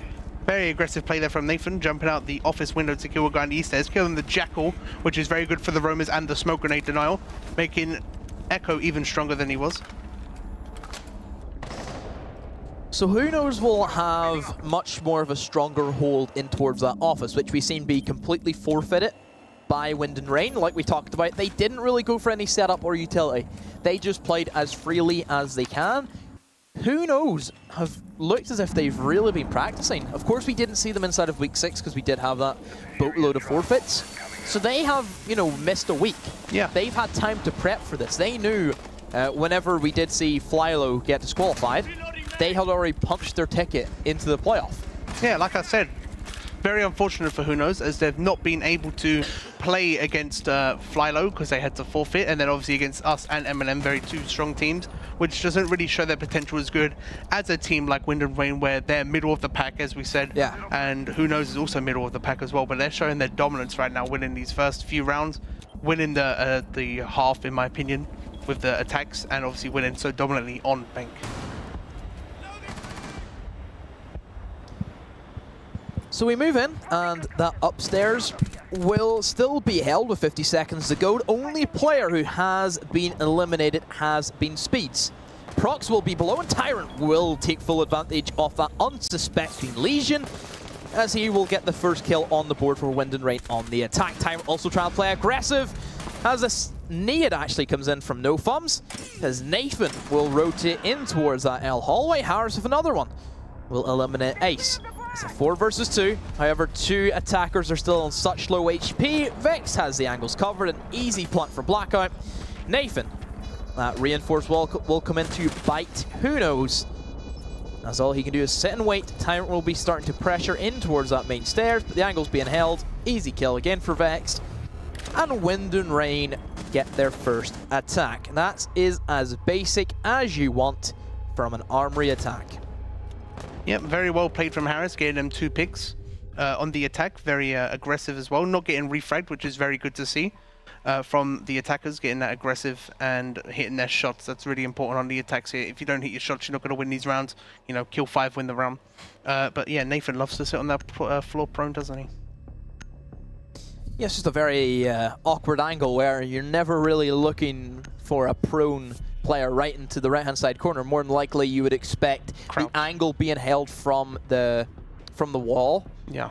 You know, just a basic angle or in a rappel. That's an angle we don't really see because you can get killed then if someone rotates in for security. Yeah, or you could just spam crouch and walk outside and get some free picks. Sorry, they're not all like you, Leon. I don't spam crouch. Plebma spams crouch. Okay. Well, Plebma's not here to defend himself. But he knows. He's probably in the chat. He knows what he's done. He knows what he's done? He knows. Does he? Yeah. Who knows? I don't know. This needs to stop. We've made this joke about 5 times tonight. People love it in the chat. No, they don't. We love the chat. We haven't seen any Leon Gage copy passes. I'm surprised. Well, let's do it now. Get some Leon copy passes in the chat, boys. Let's go. Mods don't ban. Typically, Pro League chat is plagued with you. I'm auto banned now. I'm blacklisted. No, you're not. I am. Really? Yeah. That's funny. Can't do it anymore. Lol. Get wrecked. Feels bad, man. It's okay. You can still do it in Prem. Who knows? Bringing Pulse and a Valkyrie, whilst no IQ from Wind and Rain on the first floor defense. Doing much better already. But looking at it, Wind and Rain just seem to go just straight to the wall, open up, and just rush in. That's their kind of playstyle. They don't care about the setup. They just take what they want and go for it, because we know Wind and Rain are aggressive. We know that, especially whenever Tyrant is just doing stuff like this. Yeah. Like, who runs and just punches the wall? Who does that? Yeah, it was very weird, but I mean, they've got the pulse to see where he is. Because, you know, info op's very strong, as I said earlier. But as long as Tyrant can get these aggressive plays as the Ashe, they're going to really benefit from this play. As Harris gets another kill from inside of jail, and no one even knew he was in there. Was the wall even reinforced? And another lovely shot onto Prox as well on that pixel peak. Who's really stepping up this run? Wind and Rain just seem to be explosive on the attack. I think having the combination of Harris being this lone survivor, just doing his own thing, similar to what we see Nathan, even Vex just sees an open opportunity, will take that to the fullest of his extent, and will find that bandit. However, Jaeger just sitting waiting, but the peak will miss, as Vex will shut him down. He was already ADS'd. And no thumbs inside of a 1 versus 5. Not a lot you can do in this scenario. Gets tagged up even more. So 1 HP in a dream. And that dream came to a very short and rough end for who knows. As Wind and Rain, the aggressiveness, just they do what they want. They take what they want. Strategy has worked a charm. A perfect round from Wind and Rain there. Very well played from them. You know, as I said, Border's a loose map. It allows you to do things that normally you wouldn't be able to do. You know, you just go one way, you do it by yourself because it's a very compact map in a way. There's a very few rooms you need to take to get to the main lines of sight towards site. As that really showed in Harris's play where he just walked in jail and got 2 picks just because that's where they are and they have them info on him. I think a big thing to take away from Border is the intel gathering that doesn't seem to exist from either side. I find very strange that this has been the approach. Yes, you're picking these operators like Valkyrie, like Pulse, like Echo. If you're not going to use the utility properly, why bring it? I don't understand. We literally see rounds be decided off an Echo drone. We haven't seen that. Not once. Even whenever IQ is still being picked, Echo somehow is still not doing anything, even though IQ isn't using that ability. Yeah, I mean, I think it's just a bit of aggression, really, like as you've seen on a couple rounds. Who Knows are dying off really early, which leaves these info ops on site not being able to get on their cameras or not be able to get on their drones, because if they do, it leaves the other guy in a maybe 1v4, which they can't afford to do that whilst they're in this situation. They need to get aggressive. They need to be picking people and getting the kills so they can get back on those cameras and help. So we move upstairs, and the last time we seen Who Knows try and defend this, Wind and Rain, well, they had a very basic yet precise push in towards that armory.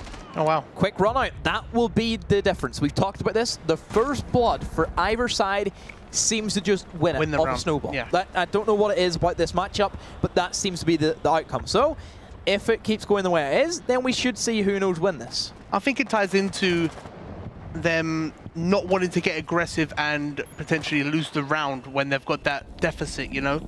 So if it's a 5v4 right now for Who Knows, maybe Tyrant, or he's dead actually, we're speaking another example, maybe Vex doesn't want to push, because if he does die, it's a 3v5 and it puts them at more of a deficit, so they want to play safe, they want to play together. But in situations like this, that's when it works the best, because people don't expect it. They're like, oh, we've got the advantage, we don't have to do this, we don't have to peek, because, you know, they're not going to do it. But if you do it, people get caught off guard and no one expects it. Another big thing as well about losing Tyrant is he's the guy who just runs at you. He's in this sense, he has no brain. He just kills. You know, he is the fragging machine, which is terrifying sometimes to play against. But if you shut him down early and you ruin his morale, and also ruin his team's morale, because if he's not running and getting the kills, who's going to have to step up from Wind and Rain? I don't think anybody wants to do that, because that's typically Tyrant's job. So that's another big factor you have to remember. Tyrant is a big, heavy-handing player in the team. He does get a lot of the frags. And not having him on the lineup does obviously affect them, as we can see right now. The snowballing, as we've been talking about all day. Snowball factor. Is really coming to affect it. But look, as you can see, they've got the Leon Echo drone up. Yep. And they've also got one in CCTV, so they can also help with the flanks or bring it back later for the plant. Well, you say they're doing a Leon spot. They're not like hiding it behind the little bag, whatever it is. But they haven't got an IQ, so it doesn't matter. That's true. If they have an IQ... Oh. No info on this guy here, and he just dies. Very off angle, actually. I didn't expect that. I can imagine why Prox did that. He just wants to try and disrupt. If he gets something from it, well, that wins the round outright. But in this scenario, not the best. We will see both Echo drones come in, but Harris will find Ace as he tried to stop the plant. Echo drone as well will be shot, but the defuse has been stopped. Defuse will have to try and be planted again by Blackout, but Ghost has started to rotate. Doesn't have an Echo drone anymore, as they have been shot. As the shield sprays come in from the Elite, great peek from the Echo. Still, that diffuser has not been planted. That Toxic Babe was enough. Ghost will find one, but will not find the other. But Nathan and NoFums cleans up house. And Who Knows, just like we talked about, will have the momentum, they have the patience, they have the utility for once, as they will put a stop to that quick, aggressive push. And Wind and Rain, they drop their first attack in this second half. Ghost playing perfectly there, getting aggressive when he needs to, not overextending, no, not peeking too much. He quickly gets to peek, pulls back, waits for them to peek them now, because he's got the advantage. He can wait for them to peek, so his teammate behind him can get the refrag. I'm not quite sure where the Jaeger was that time. I think he might have been flanking, which also helped out, but we couldn't see that on stream. I don't know if you saw it, Demo. I think that he swooped in for El Corridor. I'm pretty sure that's where he came in from, because that's typically where we see Jaeger rotate from. Maybe, I mean, I'm not quite sure. But either way, great round from Who Knows. Really, like we said, getting that first pick really does put them at a massive advantage. Unluckily for Prox, though, gets picked off downstairs, which could have been helpful if he just didn't peek, you know, wait a little bit and just use the C4 later once they're actually in the site, because that could also mean that there's less people pushing, you know. He could maybe stay upstairs if he knows there's one downstairs, but he didn't really know, I don't think, so we're not quite sure. Either way, Customs defense this time. They've got a smoke this time, and a Valk, and a Duck, compared to Alibi.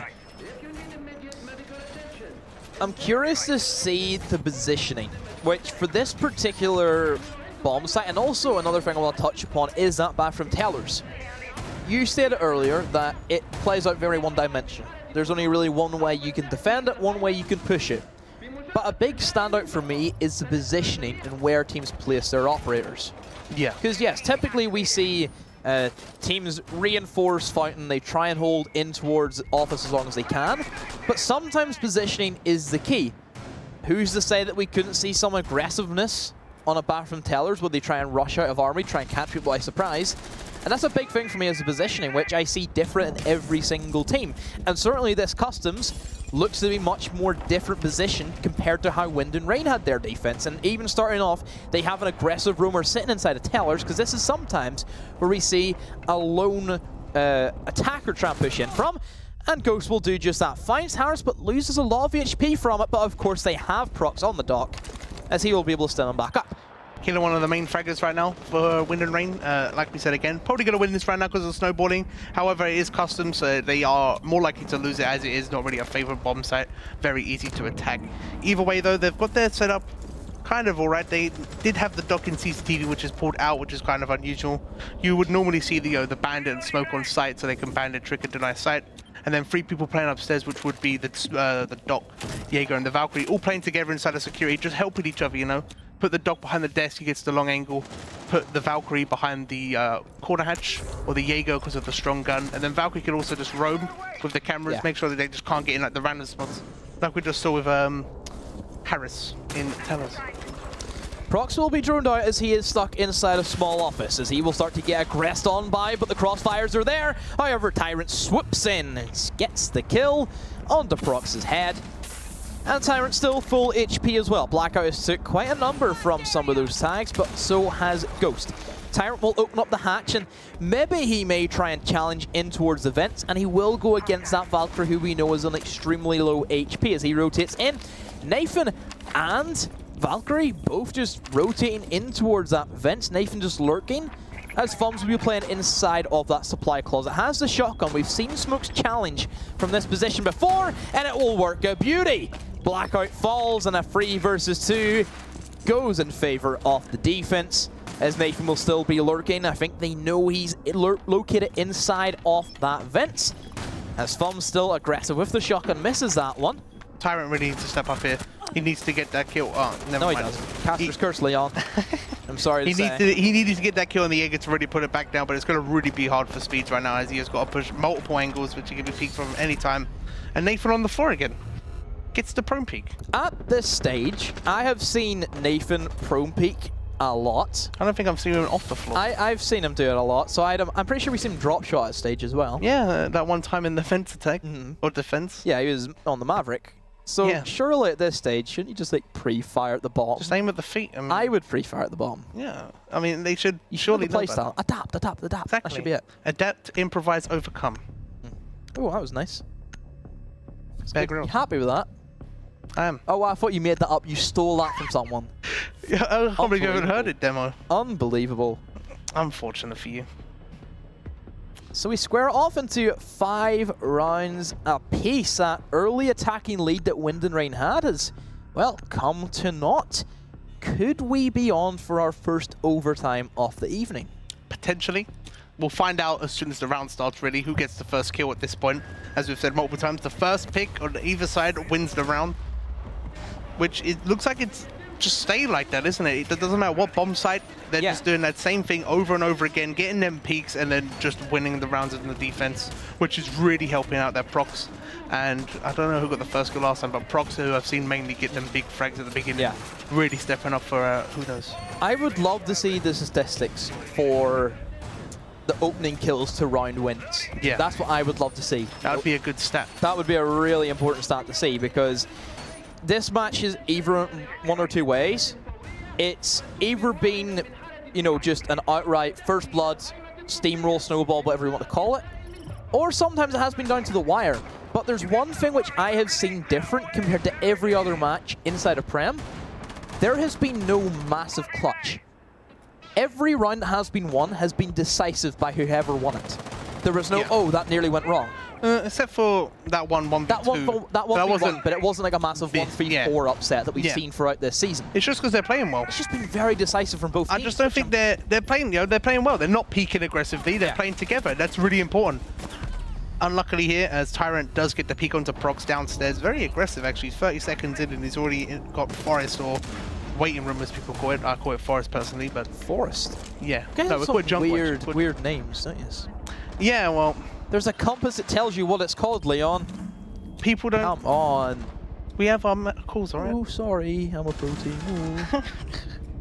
Maybe you should learn my call out. Well, no, because I go for the audience. Wow, bloodbath and a half. Okay, well, Vex. 2 more kills if we've been talking random. You say this, but we are trying to, like, you know, typically we don't see 3 kills off the bat. No. But to be fair, this has happened quite a lot inside of this series. Yeah, I mean, well, as soon as one guy gets a kill, it's normally led up by another one. It's just... And Nathan's just got an easy flank, even though it's a 2v5. I mean, he's still got that 1 pick. It's all out war. No one's even on site right now. It's just a complete gladiator arena at this stage. Everybody's fighting everybody. And Nathan, just in the worst position he could be, in a room with no escape, also being trackled. Very Not unlucky. the best. And again, soft walls all around him. But Ace, he's inside of office or archive, it looks like. Why aren't we seeing wallbangs just come out? I think they're scared. I mean, I don't think they want to do it. They're just holding. They're just waiting. They don't want to reveal their information or their spots that they're hiding. Nathan's still just chilling where he is.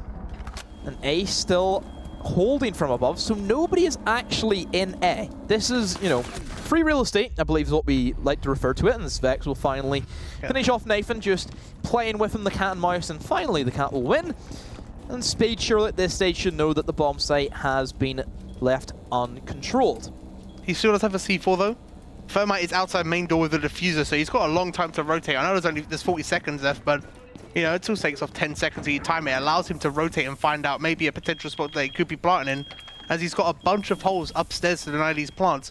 And no one peeking upstairs. He's got castles everywhere. He's fully protected. They've just got to watch these single holes and the hatch, which is very important, but they're not watching the hatch. That was very close. He's going to go for the drop, but no. Vex will be there. Just a matter of fact that you can see the legs before the defender can see you. And that's all she wrote. 4K from Vex. Massive round from the Sophia. Those long angles proving to be the overpowering factor against who knows. As we head into Wind and Rain's first match point of the series. Will it end here with a 7-5 win for Wind and Rain, or will we see 3 more rounds? I think this is going overtime. You think? Yeah. I think that it will go to overtime if who knows get the first blood. Because that's what it seems to be. That's what it seems to be, but I don't know, maybe this is Armory and they've got pretty good lineup right now, so they could... Oh, but Vex has changed to the Ying. Very aggressive. This is new. This is scary. This is terrifying. First round. Simply because Ying, for the most part, has always been a permaban for border. Simply because that Armory is, you can't do much. As soon as a Candela comes in, it flashes any anchor position you want to hold. Entire bomb site, pretty much. That's it, you're cooked. Combo that with a shotgun in that close range scenario. We've seen Hungry from Penta do that, not just with the shotgun, but also with the T. We've seen that fastest ace we've recorded so far with a Ying. It's just, you know, she's so powerful. It's unbelievable, really. Like, just one Ying covers the whole bomb site, everyone's flashed, and you've got free reign of the site, really. And then as soon as they start getting unflashed, throw another one. But at the same time, she's still a glass cannon. There's things that can stop her. She's not a free speed, she's not as fast. Goo mines are her bigger weakness. Weak gun. Yes, again, LMG, you can just pre-fire every corner, and on a map like border, on a map like, you know, it's predictable places.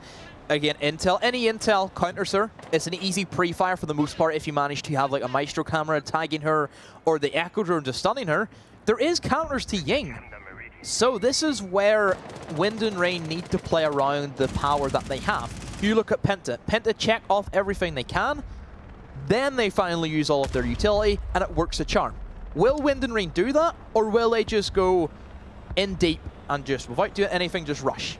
Well, as we can see now, Harris has actually changed from the Sledge to the Thatcher, which is a massive step up for the Ying as well. Just for a couple EMPs on the site, one on the wall, one in the corner, and then there's 2 ADSs gone already, maybe even 3, because it's just in unpredictable positions, which steps up Ying so much, because you can cover so much ground with just 2 Thatchers already in the side.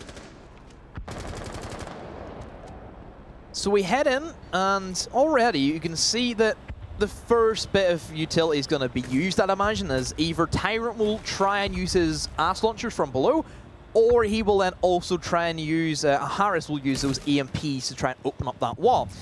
Maybe we will see a bandit trick. It's very risky from Ace. If it pays off, massive, because let's also remember, only Thermites available as Hibana was still banned. If you manage to get one of these charges, that's huge, because it means that we cannot see a rotate from Wind and Rain if things go belly up. Sometimes we see a Thermite charge open up, and then they rotate around if things don't work out. Yeah. Sometimes we kind of see that as a bait and switch, which is a viable strategy. We see that work really well because a lot of teams then put all of their defender utility into one bomb site. But then all of a sudden, oh, they're attacking behind us, help. And then they're kind of just sandwiched in the middle and they don't know what to do. But yeah, like as you said, they could easily rotate over as well, but it's very unlikely just because they've got the one Thermite charge. Normally, it'd be best to have two, you know, one for the office wall or the fountain wall. But yeah, a very unfortunate smoke grenade used there through the wall. Hopefully it gets fixed soon, but we don't talk about that. Either way, they're going for the plant already. No yings have been used yet, and they've still got all their utility. Everyone's alive, 40 seconds left. But an Ash charge comes from below, and now everything's going upside down as the ying goes out with the Ash charge, just putting everyone on low health.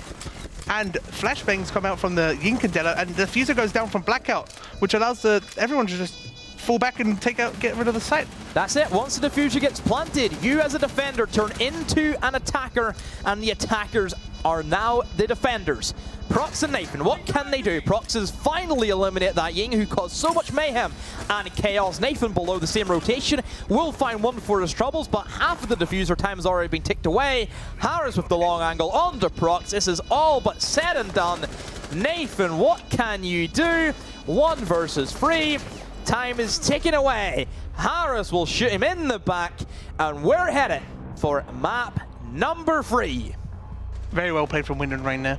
The mix of the Ash charge and the Yings at the same time really, really messed up Who Knows there, as they were just panicking, looking at the floor, looking at the Ying getting flashed. Yep. Just moving everywhere, and they just had no idea what to look at because there's someone on the window too. It's just a massive cluster of mess. So that does leave us with a win for Wind and Rain on the border. Quite interesting is that Wind and Rain picked Bank and they lost Bank. Who Knows picked Border and lost Border. And they lost Border. What can you say? Well, it's typical that happens really in Siege. You know, you lose the map you pick. But now Villa, a very defender-sided map. Yep. And whoever starts on the defense is going to have a massive advantage. Do we know who starts on defense? I believe, if I'm not mistaken, I don't even want. I can't remember what League Ops told me, but we'll see anyway. I'm sure we'll probably. I think it is Wind and Rain, but of course we will get confirmation before we do get back in to Villa, of course. But yeah, looking at Border, that was one heck of a match. That was really enjoyable. Very close. We didn't see too many clutches, but we seen just good Siege. Which we don't. Very good game. Well, we don't really see that much. It's just good Siege, good strategies, good teamwork. Yeah, good teamwork, good solo plays as well, and very good retakes on a couple defenses, but also very good executors, as we saw in that final round of the Ying and the Ash combined. I don't think I've ever really seen that before, which is really impressive to see in, you know, inside of ESL Prem, seeing things that just mess up the whole team's you know, gyros. I mean, their positioning. It's just massive cluster, as I said earlier. A big thing about Border is that I think the snowball effect just doesn't really exist like other maps. Yeah. Border has always been that back and forth, back and forth. We've seen that, you know, Wind and Rain took 2, Who Knows bounced back with 2, Wind and Rain would take 1, Who Knows would take 1. It just, there was no clear winner until we finally seen those decisive rounds come in from Wind and Rain, but still, there was potential for Who Knows to actually take that match, and they could have booked their ticket to Prem, which they still can. Still a chance. There's still a chance, but they still then have to go up against Villa. But overall, Border, every single round that was played was just so decisive for the team that took it, which is a big thing for me to take away from. Yeah, but Villa coming up, like you said, much more structured map for the defense and attack, which could work in Who Knows' favor, as we just saw on Bank, 7-1 for Who Knows, and Bank is a very structured map along with Villa, so this could really work for them really well. Yeah, also gives you guys some more maps to see off. Yeah, again, you do face whoever is going to be the winner of this match. From you, Leon, would you rather play Wind and Rain or would you rather play Who Knows? Either one. Either one, just anybody, you don't care. I don't care. You don't care. That was nearly our team name. I don't care. Yeah, I know that. I think, was Feral made the logo? I did. I made IDK and IDC. Did you? I thought Feral made them. No. Okay, I've been lied to. It took me an hour and a half to do it. Really? That logo. Oh, you're good. Thank you. It took you an hour and a half just to do an IDK. It took a lot of precision. I'm impressed. Precision He said it Photoshop. sarcastically. No. Ask Meepy. He got very angry when I didn't get it right. Really? Yeah, he wanted it perfect. But that's Meepy. He's Mr. Einstein. He's the smartest player that's ever lived. Exactly. Einstein of Siege, as people say. You know, and then you also have like Stiz, who's just a human cyborg 2.0. X-Man. People talk about Joystick being the cyborg. He was the previous model that didn't have any any emotion functions in it. Yeah, exactly. No emotions. No. Even if he wins, dead face. Good job, team. Yeah. I've seen those, the winnings of him doing Valencia. He didn't even smile when he picked up the trophy. Hey, I won. That was it. When we picked him up, we went, what do you play with? I play Ibana. Just one word. That's it. That's all we said. That's how you leave it. Clint Eastwood, classic. And that was it. Yeah. But, of course, we do have 3 out of our 4 teams confirmed for finals. Team Secret. We have M&M and we have Vexed. And if you guys want to see those teams play in action, well, you can get your tickets still for the live finals happening in around 2 weeks or so. The time is slowly ticking down, so make sure you get your tickets while they last. And of course, we do have our promotion series, which is our new format of bringing teams throughout weekly cups into the relegation battle, where they will go up against Unnamed and they will go up against Flylow respectively. So if you want your chance to be playing inside a Prem and maybe try and beat this guy, then hey, try and sign up for the Promotion Cup, as I believe we will have our 3rd week starting on Tuesday. So Leon, that's going to be us done anyway. Until we head into Villa, we're going to go to a short break. And Villa, I think we'll touch upon whenever we do come back, but certainly Villa, any predictions on who you think might take it? Who knows? Who knows for Villa? Who knows again? I think I will say Wind and Rain, but we will see the conclusion of this series after this short break. Don't go anywhere.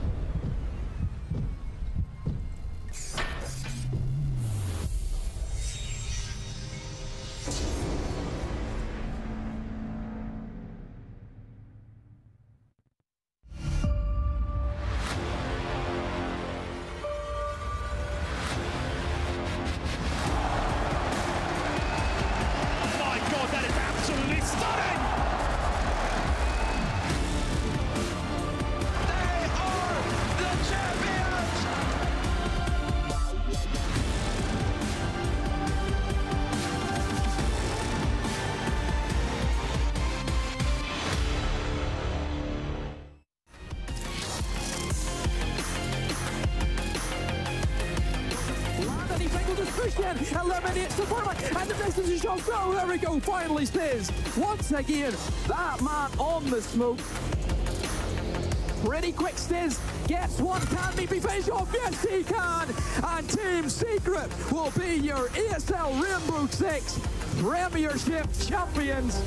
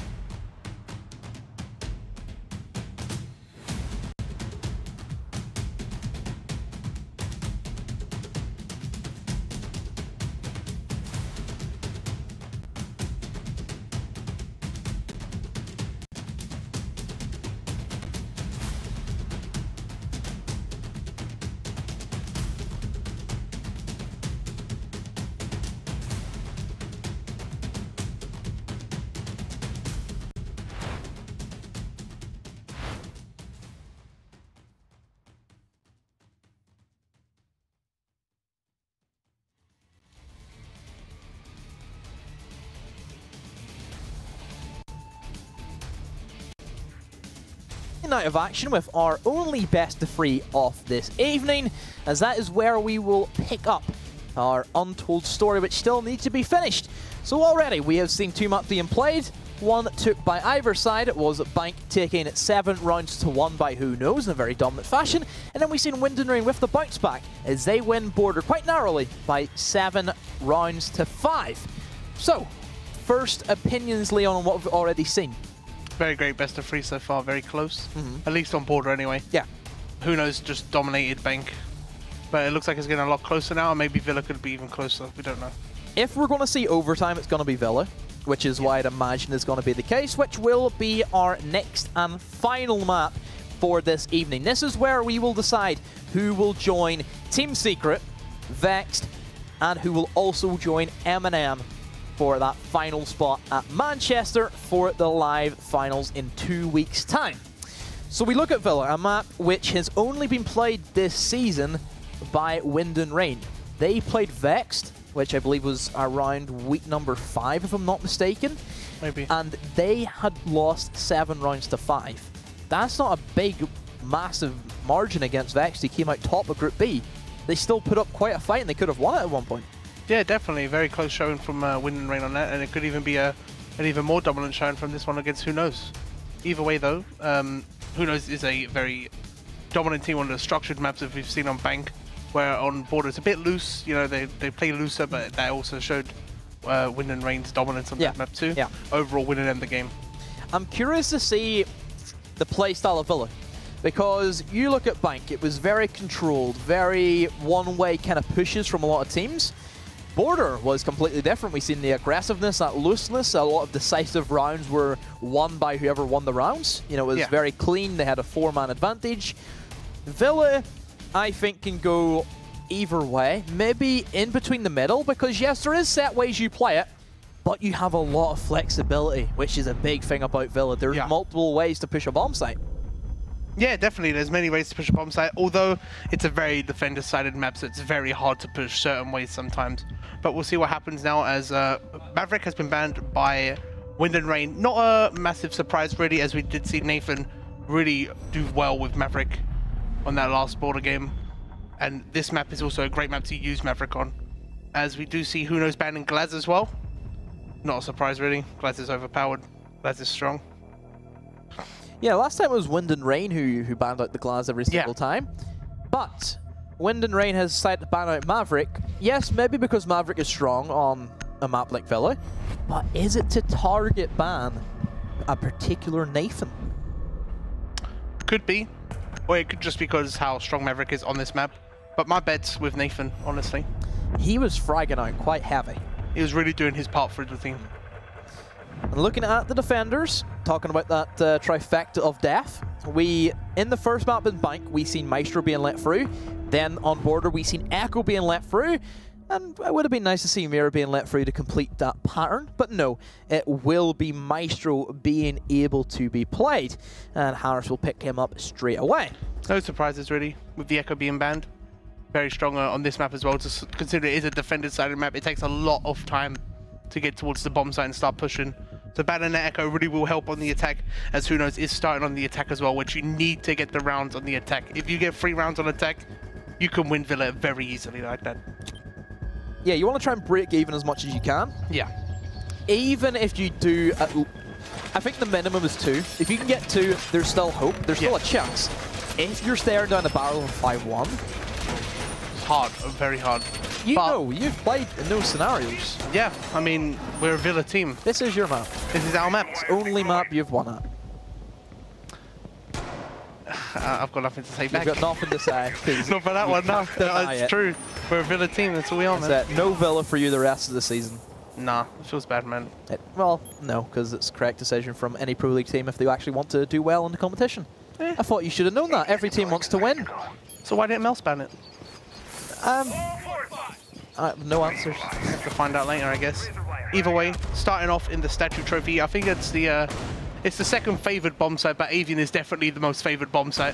You say this, but going back to the match between, going back towards Vexed versus Wind and Rain, if I'm not mistaken, we actually seen Statuary take up 50% of the bomb site being played. Already? 25 and 25 being split between Aviator and Games and Kitchen. So actually, if the statistics don't lie, we're seeing Trophy be the more preferred. Fair enough. I mean, that's in Prem. I mean, I'm not quite sure what it is in Pro League either, but I'm not surprised. From what we have of our Villa match of Wind and Rain playing, Trophy and Statuary was the one that was favored. I'm not surprised. It is a good bomb site. All the bomb sites are really good, except for Living Room Library, being the least favored map. Yeah, it's very easy to attack. I took a look at that bomb site not too long ago. It was horrific. Really looking at it, there's nothing you can do. It's very hard. Already, entry fry coming in from Nathan, a G36C for a change. And Prox dying early to Vex as well.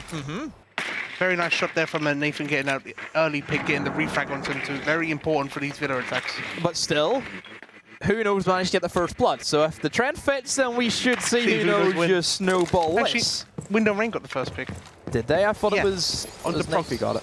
No, Nathan refrag. Did he? Yeah. So Wind and Rain. We should see Wind and Rain win. Yes. Okay. Either way, it's a very defender-sided map, so we should always expect Wind and Rain to win these rounds. Yeah. But as we said earlier, a very defender-sided map. If you get 3-3 on attack, you've won the half. It's straight up with Villa. That's how extensive it really is. Talking about that, Harris, aggressive Nathan. Quite surprised he would challenge that angle. There's a lot of numerous pixel peaks you can hold onto that doorway. Quite aggressive and risky one, and well, will punish by Harris. And here comes the complete push in from Who Knows. They're in the bomb site. The smoke grenades will come in, but here comes the flank from Tyrant. Doesn't even see the diffuser. He tries to shoot his own teammate in the back, and a complete bloodbath as Harris and Blackout will clean up. Tyrant, bud, cutting it close. Do you need my glasses? Does he need my glasses, maybe?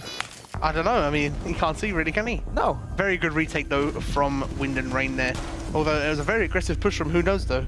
I don't know why they got so aggressive there when they've got the smoke grenades to deny 2 lines of sight and they could just hold the other ones and have one guy holding the flank. But there was no drone either. Like, they could have put a drone in Bathroom to help with their flank, because Tyrant just being able to walk into Bathroom for free, into Statue, really did help. Despite that he not getting any kills, it really helped with, I believe it was Blackout playing the smoke, being able to get in and get the extra frags on the planter and the guy holding the planter too. The main thing about them just, going all in, basically showing their entire hand, is that you leave the flank so wide. And for a map like Villa, there's a lot of flank rotations. There's 3 staircases. Yep. There's multiple avenues you can rotate in from. And there's a lot of rooms. Big misstep. It's a big map. Big map. Similar to what we've seen on Bank. Looking at Bank, Who Knows held their angles. You know, we've seen Nathan challenge off 2 roamers in one round. Yeah. Why can't we see the same? I'm not quite sure really. I think it's just because you've got so many angles to peek when you're pushing, say for example, long. Like you've got to look down the hallway, and then if you peek bar, you've got the pool, the vault, behind the bar, and like to the side of the bar as well, which is so many angles you've got to hold whilst pushing. And it's very hard for an attacker to actually push. Although I do think Who Knows actually didn't do the attack properly. Like, they got everything they needed, they got up to red stairs, and then they all rotated master bed. That's not really what you should do. You should really leave 2 people by top red stairs and 1 guy go master by himself, so you can cut off the rotations. You make the holes open with the Hibana, you watch down the line of sight, you smoke off an area. If you run in and plant in the smoke or anywhere randomly in the room, well, it leaves the other guy to also hold the other flank, so he can't get pushed. It's no way for him to push it.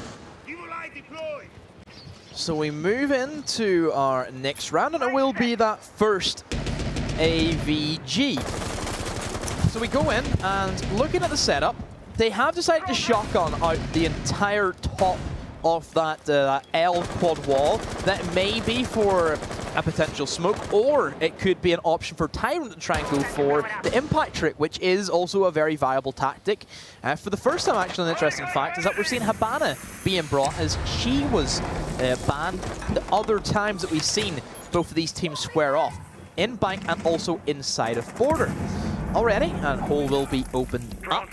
2 minutes to go. Well, already Who Knows have got something to work with.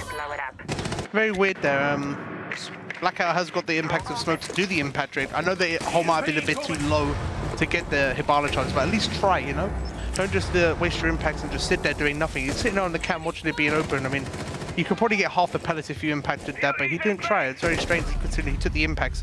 But Tyrant got a very nice kill there onto the Thatcher, a big pick there. despite leaving the Legion up as well, giving them the goo mines for the later round, which Thatcher can't take out anymore, and there's no IQ to support that, so it's going to be very, very strong for the defense side right here. But we do see Who Knows pushing up into long and taking 90 control, which is very strong right now. They need to rotate the Hibana to open up the vault, as they're just going to use the Jackal to find people on site or any roamers. Speed's also lurking from below, has a Nitrocell, and you've talked about Villa. A lot of destructibility as well on this map. But however, Wind and Rain, they have just cleaned up everything. And well, Speed just feel a bit sad he couldn't find at least one of those, as Prox will be the last man standing. Well, how do you want to die? Would you rather wait out the round or try and challenge in through the doorway? Maybe try and challenge against Speeds. Either way, my friend, I don't think that this will go any other way except for a Wind and Rain defense, and that will be how it ends, as Wind and Rain take their second defense, and my, oh my, are we going to see a gigantic snowball for Wind and Rain. Very well played there from Wind and Rain there. Very defender side of the map, as we said, but really shutting down Who Knows as they try and get control. But it was very unfortunate as well because they didn't rotate the Hibana to anywhere that actually could be useful. Like, they opened up that one hole behind the bar, which denies the whole long control. And then they could rotate a guy to vault, which denies even more control for the side, which really would put an impact on their attack, but they're just not doing that. Maybe bringing the Firm out would help as well, but normally if you had a Maverick, it wouldn't really matter because you could just open up that wall and leave the Hibana to your own thing, and then it leaves you more options for sight. So we will head to the dining room and kitchen. Like you pointed out, we're not expecting that living room, that library, to be chosen up as a bomb site because there is just glaring weaknesses with that particular bomb site. But kitchen certainly is one that can be defended quite well. You have good adaptation in terms of retake potential. We don't see kitchen being pressured all too often because there is a lot of bottlenecks, a lot of choke points. More than likely, we're going to see the push come in through laundry and then try and open up the wall on Platinum A.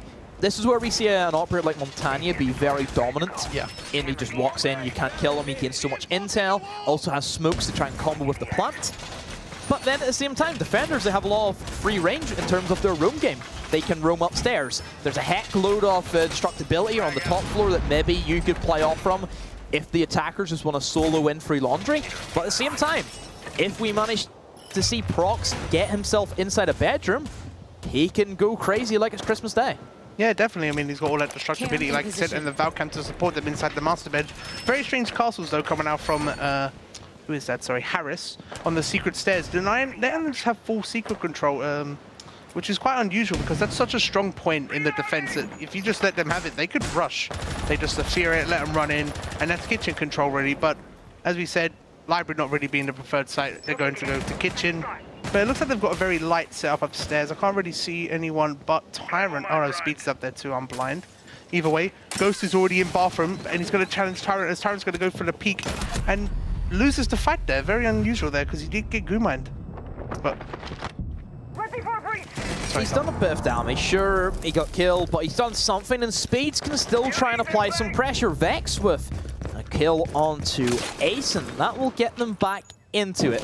Certainly Speeds, even though the upstairs control has been gifted to Who Knows, we can see Prox come in, and even Sophia with the breaching charges, we can still imagine that we're going to see Speeds try and get a Nitrocell kill. You know, there's still potential there for him, but he may be looking to hunt that Ash that did catch his teammate. Vex tried to rotate down, but no, we still have that lone Ash roaming around with that G36C, and who will try and challenge and possibly be his next victim. Castle located inside a tarps, and he will just be waiting for anything he can, and Speed's going for the long rotate right down in towards that basement, an area that never sees play except for the odd rotation from our roamer. Speeds does really need to get back to site, or he does need to go for these aggressive picks and help his team out. It's a 2v4 on the site, or it could be a, you know, a 1v4 upstairs, and he could get them aggressive little peaks, as we do see that Zafira is on low HP, and Ash is on 50 HP as well, but he's going to go for the secret stairs and just get on cams. But he hasn't got a C4 to use anymore, so he's kind of useless on site, so he's just got to hold them off angles to push. Either way, he's just died to Sledge of Prox on the window, and they've taken secret control, which is going to deny the kitchen control from Blackout.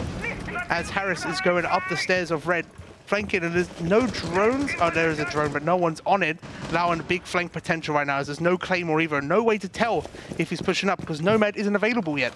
This is potentially winnable. You know, we've seen Smoke pull out a 2K out of thin air, and if Harris does his job, however, he has decided to rotate all the way down to the bottom floor, and the diffuser will be planted.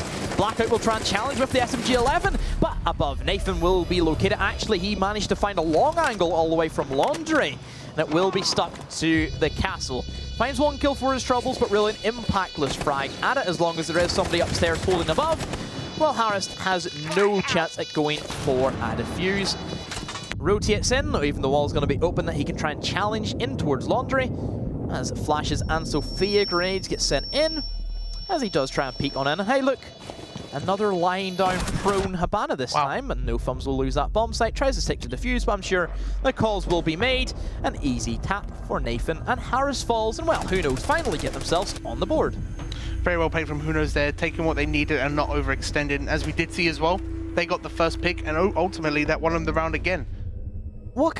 It's so weird, because we never see this. No, it's crazy how often this is happening and how easy it is to predict now. And still no clutches. Still, everything has been a landslide victory for whoever had the first blood. Definitely, and it's just not normal in Siege, really. Like, there's no mistakes coming out of the first killed attacks. Is this now the beginning of some new kind of play style that I don't know if it's just some kind of mind games? Maybe in Prem. I don't know about anywhere else because I've not really seen it, but we're definitely seeing well-structured defenses or attacks depending on who dies first. As we see, no one's really overextending once they got the pick. Neither team has thrown around, which is massive to say. Yeah. If you think about nearly every single match we see in Pro League, at least there's been one clutch. Yeah. At least there's been one time where the defense has either lost just by over-peaking, or maybe the attackers has pulled out, you know, they've just kind of not held their angles right. They've tried to chase a frag on the last defender. This hasn't happened. No, which I think, for a Premiership squad, shows world-class qualities. Shows discipline as well. Despite there not being against any high-tier teams maybe in this match, they're not overextending because they know their boundaries, they know what to do. And these principles will follow them through their career as well. Exactly. Which you have to remember. Very good to see in Prem. Even if one of these teams come up against you, they'll probably still play the same. Yeah.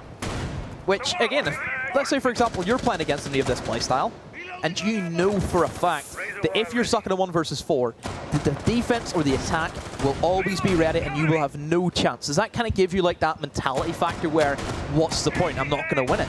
Yeah, it definitely is mind-boggling as you do like sit there and go, what can I do? What can I do? They've already set up, they're already not peeking, they're already just doing as they do. And it's very good to see this because Challenger League teams or Pro League teams might see this and they might get a trial at least, you know, that's a very big step up. I cast at Challenger League on Monday. I've seen a lot of thrown rounds. Exactly. A lot of discipline factor which comes into it. And it's really impressive for both these teams. You have to give credit to them. Props to them.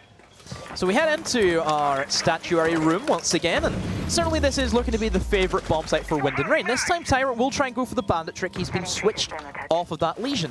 This is a good play. They know that Maverick isn't going to be here. They're not bringing Thermite. They're limited. And this bandit trick will be great at stopping. Sure, the wall has been opened up, but he got one set of charges either way. Yeah, good stop a line of sight. We're not quite sure, but it was very well played there from Ghost because he used his Sophia charge to make sure that he couldn't open the wall, which is very strong because it just allows you to open the wall for free pretty much once you got them bandit charges off. But Proxys is below and he gets a free nade kill in Astro, a very big pick as this is smoke dead on a very defender-sided map, and Nathan just falling apart. Just another complete landslide of kills. It's still so weird to talk about a flawless round for Who Knows just like that. It's amazing. As we head into round number 5, as it has been squared up 2 rounds apiece, that trophy hasn't worked for Wind and Rain the way they wanted to. I don't even know what we can say Wind and Rain did bad. It was just Who Knows just walked in, got kills. Just outplaying. So weird. You've got Nathan on the flank there alone, and then you've got Prox below, nading them, scaring them, and I'm not quite sure where the other kill came from. I'm not quite sure. Did you see where that one came from? I think they just pushed in and just got the kills. I think they just walked in through main door. There was no Legion this time around. They just gave him free rotates. It's just insane to see, really, how predictable and, like we said, Wind and Rain died first. another big thing as well is that the intel gathering has been excellent for both sides. Definitely, yeah. The drone economy has been amazing. The way that they're getting procs below and being able to coordinate those frag grenades kills, that's not an easy thing to do sometimes. No. We've seen teams struggle, like talking about, I believe, G2 versus the stream, coming back to last night. They had, I believe it was Jonas inside of Astronomy. He was playing behind the table. Yeah. They tried to combo a drone along with a Jackal shotgun from below. Jackal shotgun, but couldn't find the Maestro in that scenario. Yeah. You would have thought that was easy, but no, it wasn't coordinated, and they literally just said, sack that, and Aces walked in and got the kills. But that scenario worked to charm. That's what you need, is not put yourself at a risk. That was a big risk for Aces going for that. But he knows he can win the fight because he's got confidence. Yes, he's a very good fragger. He has a USB. Yes, he has a USB. We know that. Yeah. All the USBs in the world, especially at Valencia. He admits it, you know, he admits it. Exactly, he's already admitted. His Twitch emo is a USB. Exactly, and TeamViewer. Unbelievable. But hey, what can you do? You can beat him. That's what you can try and do. I can. That's a big ask, though. Big ask. Yeah, well, it's doable. Done it before. We'll see. We'll see. Try and win Prem first. How about that? That's just baby steps. I've done that already. Baby steps. Wow, ego. Unbelievable. I'm waiting for you to cast Pro League still, though. Stop. Don't stop. So let's move into our next defense as we go right into our AVG. Last time Wind and Rain, they had their defense, as they did win it quite comfortably. It was great rotates, and again, another decisive victory that we've seen. So we move into round number 5, and this is where I think that Wind and Rain really need to pull ahead, because if we see it goes into a 3 versus 3, like you stated, then we're really favouring Who Knows in the second half. I mean, if Who Knows wins this next attack, then they've won the attack. They can lose the next defense, and they've put themselves in a massive advantage right now, as they can just, you know, relax, and they can just win 4 defenses in the row because this is such a defender-sided map. Either way, the long wall getting open. This is quite an odd wall normally. People don't really expect this, but Smoke's been injured on site. That's a big pick, especially early on a defender-sided map like Villa. But they've got a massive holder. They're not utilising that. Procs, massive double nade right there onto Smoke and Valkyrie. How is he doing it? And another kill for Procs as well. Vex refrags, refrag after refrag. However, the duo ship will come in too big. Harris does find Ace, but stuck inside of a 1 versus 3 as Procs another nade kill. He's on for the Ace. All he has to do is try and find Harris in this scenario, and he will find it. Procs, an Ace from him, massive from the X-M&M player, as he sends his team into a surging lead as they take the advantage. 3 rounds to 2. I think that's his, what, 3 kills now from below with grenades? 3 nade kills from 3 nades, it's insane. I mean, you don't see that really often anymore. I didn't know BC played Prem, did you? I didn't know either till today. I mean, what's he doing in the UK? Who knows? I don't know. Why does this always come back to it? It reminds me of the Abbott and Costello, Who's On First. You ever seen that? I don't think so. Well, it's way back, you know, black and white comedy duo, Abbott and Costello, and they did this whole routine. Honestly, if you guys haven't seen Abbott and Costello, Who's On First, I would highly recommend you watch it. Is it like one of your videos? No, it's not one of my videos, but I would recommend Abbott and Costello, Who's On First, because it is one of the funniest things you'll see. Alright, send me a link later. Either way, they're back to Statue and Trophy. They didn't win this last time. They got pretty dominated on this side, actually. Was it a perfect round again? I believe so. Yeah, it was a flawless, yeah. Yeah, and, you know, they're not really doing anything else to really counter the procs from below the grenades. It looks like they've got a castle now, though, with the pulse. So they could be playing below with the castle and the pulse. You know, 2 very dominant ops to roam with. You know, you've got castle with the castle barricades and impact grenades. And pulse has got a very good gadget info up and C4 as well, which could really help on the defense below. But we'll have to see how this round goes. As Who Knows has already got 3 rounds on attack. Looking very dominant so far. So you look at the setup. This is completely different than what we've seen from Wind and Rain before. They have decided to try and hold Bathroom, an extension we don't really see too often, simply because it's very strange. It just takes 1 nade to kill you. Yeah, I mean, it's very easy to clear out Bathroom. You take Master Control. Yeah. And Master Control. You have that window as well. Exactly. There's limited space in Bathroom you can play, especially with the Hibana open. You just put it on that wall and he can't move now. So I don't know why they're trying to hold Bathroom. If anything, you need to commit. You need to go straight into the Master bed. As we can see, Nathan QB spamming on the floor as well. I'm waiting for some C-spam next. Oh, unlucky Prox. Either way. Just misses the drone. He's solo pushing again from the other side alone. That's what he loves to do. He's the lone wolf. I'd imagine he's going to try and toss a nade in, possibly try and go for a bunch shot. Here we go, another nade. But he is inside the bathroom, so it's going to be awkward. Yeah, it'll be a lot harder, but it's definitely doable. As long as he utilizes it, drones him out properly, and he makes sure he knows he's there, but he didn't know, as he's now got no nades, and Castle was still in the bathroom, and no one's actually pushing it. There's no holes in the master closet wall, so they can't deny him. And he's still in there, but they don't know exactly where he is. And now they're panicking, because, no, the speeds just peaks out randomly, but Wind and Rain get the first pick, as Ghost is injured too, and now gets injured as well, and dead from a C4 below from Tyrant. But Nathan gets the refrag as the lone wolf on the other side of the map. Yep. Gets the smoke, a very dominant pick to get against the smoke, obviously, with utility. Yep. And Pulse is still downstairs. I believe so. Oh, that's unfortunate for Fums, because simply because those Skyroses didn't work, it means he has to also use his third set, whereas he could have used that for a possible head hole that he could have then had another option for his peak. So that's unfortunate he has to use that, but nonetheless, he still has a way into the bomb site. Nathan still playing over in towards that Aviator as a lone wolf, as we like to refer to him, and he may be coming up against Tyrant very shortly. I wonder if Tyrant still has a C4, because that may be big to try and deny it. No Nathan, C4 from Tyrant. Trying to peek around. I think he heard Tyrant go for the rotate, but will he be ready for the engagement? He thinks he's over at the pillar, but no, he is not. He's right beside him. Tyrant just holding strong. Doesn't want to give his position away. He knows the time will start to tick on down. And of course, this 1v1 could be the pinnacle of whoever wins this particular round. Thumbs will try and come in for the plant, as Tyrant will swing on around. Nathan not ready for the challenge, as Pulse will pick up another master from Tyrant. Will he get the third? Looks away at the wrong time. Ace puts out the pistol. Cannot approach, as that Claymore will be stopping him. As Ace stuck inside of a 1 versus 3. Very low HP. Who will find the remaining kill? Trying to challenge in towards that Maestro. The LMG will spray, and also so will L8. But of course, you can see Pulse holding the angle strong. Will he find the last one? Yes, he will. Tyrant. 3K from him. Woogie. Woogie. I believe is how we're going to start. No, you have to do it as if you're chanting. I'm thinking of that meme. That's what it has to be. Oh, well, I got that wrong now, Phil. No, either way, you have to get it right, you know? He played very well there. If he didn't get that Ash kill, I think who knows would have won that round, as they need to push that eventually. Yeah. That was very well played from Tyrant, getting the picks that he needed to, and really winning them that round. But either way, who knows has still got 3 rounds on attack. Yeah. Very good start. This is what I'd imagine Who Knows wanted. Just bring up the scoreboard again just so we can look at it. Wow, what a shift from Nathan Prox. What a shift. Massive. Definitely. I mean, we've still got 2 people with no kills on Who Knows, with no Thumbs and Ace on 0-5-0-4. And then Ghost is at the bottom as well with 2 kills. So Prox and who's the other one? Sorry? Ace. Tyrant. Really stepping up. Yeah, Tyrant, I think, still showing how consistent he can be in this roster. Yeah. But really, Prox and Nathan has been the only 2 players we have seen just stand so far out compared to everybody else.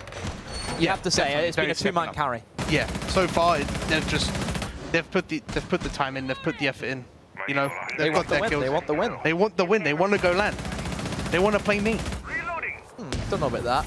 They want to play Plebba. That's who they want to play. I want to play Plebba too, honestly. Too bad you're in a team with them. Can I go on Who Knows? I don't think we allow any roster changes, I'm sorry to say. Unfortunate for you. Either way, I still get to play with Plebba. That's true. Get to sit next to him as well. Nice. Give him a fist bump. Give me a fist bump. No, you're not getting a fist bump. No way. He. By the way, chat. He actually did hold out his fist to me to go for a fist bump. Prove it. So it's like, yeah, not impressed at all. What do you think this is? You think we just won a round and you've just, you know, went for the fist bump? No. Yeah. You think because you cast around good, you get a wee fist bump for it? No, I just don't how it works in the casting biz. Oh, okay. Either way, Avian bomb site. First defense round for Who Knows, and it's 2 minutes in already, and they've not really taken that much. They've only got up to statue right now, as they've still got roamers on the other side. It looks like on the main stairs. It looks like more of a turtle hold, really, as they've got one on the main stairs. They've got Ace actually inside of Memo, not being droned out or spotted. He could go for a flank soon. Obviously not too soon, otherwise he'll get picked out early. But either way, it's quite easy. He's got an impact grenade still for the Claymore. He's got 2 good guns. I don't know why he isn't running the SMG-12 personally, but, you know, Vigil is a great roaming up. Another thing as well, Harris is an IQ. Technically, she is a counter to a Vigil. We don't see it used too often, simply because Vigil can turn it on and turn it off again, and you can't really pinpoint a Vigil, because, again, he can just simply turn it off. Prox, stop. His explosive kills. This is why you don't bank.